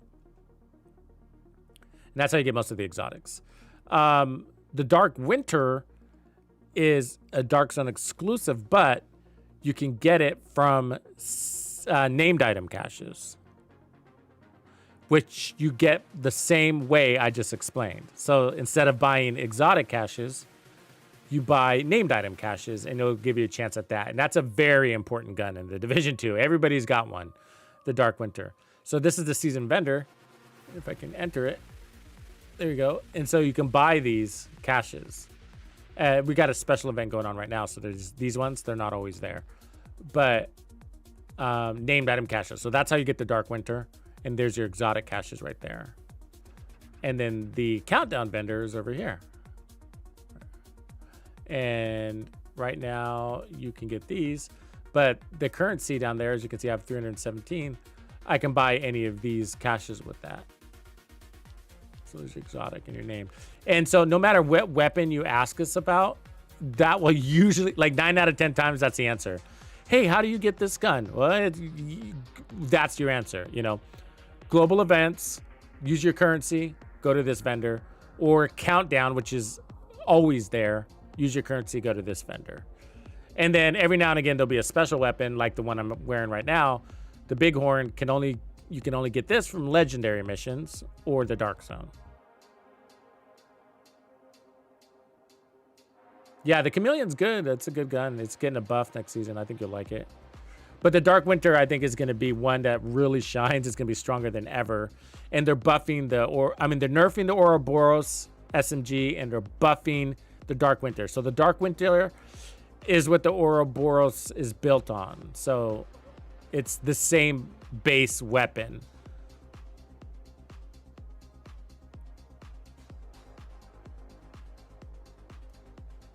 And then there's some that have a quest, like the other weapon that's getting a buff is the Chatterbox. So if you haven't finished that one, that one's got a quest. It's a basic quest. Basically, just go around in all the territories where there are hyena zones, like this one, and open up the lock boxes, the hyena lock boxes. They're kind of hidden around. Whenever you come across a hyena lockbox, open it, and it'll give you one of the parts for the Chatterbox. I think that's right, and I think you have to do it one in each zone. So I think one in the Triangle Zone, Jefferson Trade Center zone, this zone, one in Judiciary Square, and then one in Downtown East. So you go to each of these zones until you get one of the parts. So if you get a part in Federal Triangle, then you're done with that part. And then you go to Judiciary Square, you open up more lockboxes until you get the part in this zone. Once you do, you're done, and then go to Downtown East. Oh, okay, thanks, McGee. And McGee's reminding me that you need the blueprint from bank headquarters first. Is that way over here? Yeah, so you gotta do that. So some of these have a quest. And they're fun. I like the quests. I enjoy those. They were fun. Unlocking those. The other weapon that's going to be shiny next season, we'd already featured it, was the Pestilence. I think that's going to be pretty fucking cool. I mean, it's going to be a lot faster than it is now.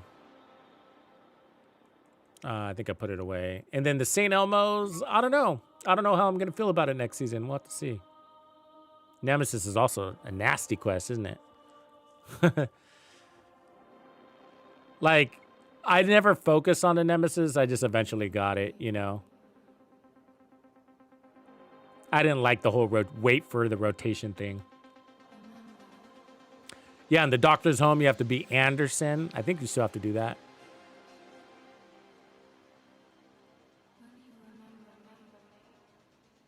Is that 100% guaranteed? I think it is, isn't it? Anyways, folks, I'm going to call it there because I got to get some grub in my tummy. I made some stew in the crock pot. I appreciate you all. So look forward to another round of Division 2 video, hosting some of the builds that we looked at today. So I'll do the Bighorn probably next. And then we'll talk about the Dark Winter. Those will be big. And then I'm going to try to squeeze in an M1A. So we might have to do that stream tomorrow. I'll have to decide, but I really want to feature the M1A because that's a big deal that they're buffing the M1A Classic. That's thing's going to be a freaking beast. So I think it'll be worth pointing out. And then on Monday morning, we'll have the very early stream with the devs revealing all of Season 2.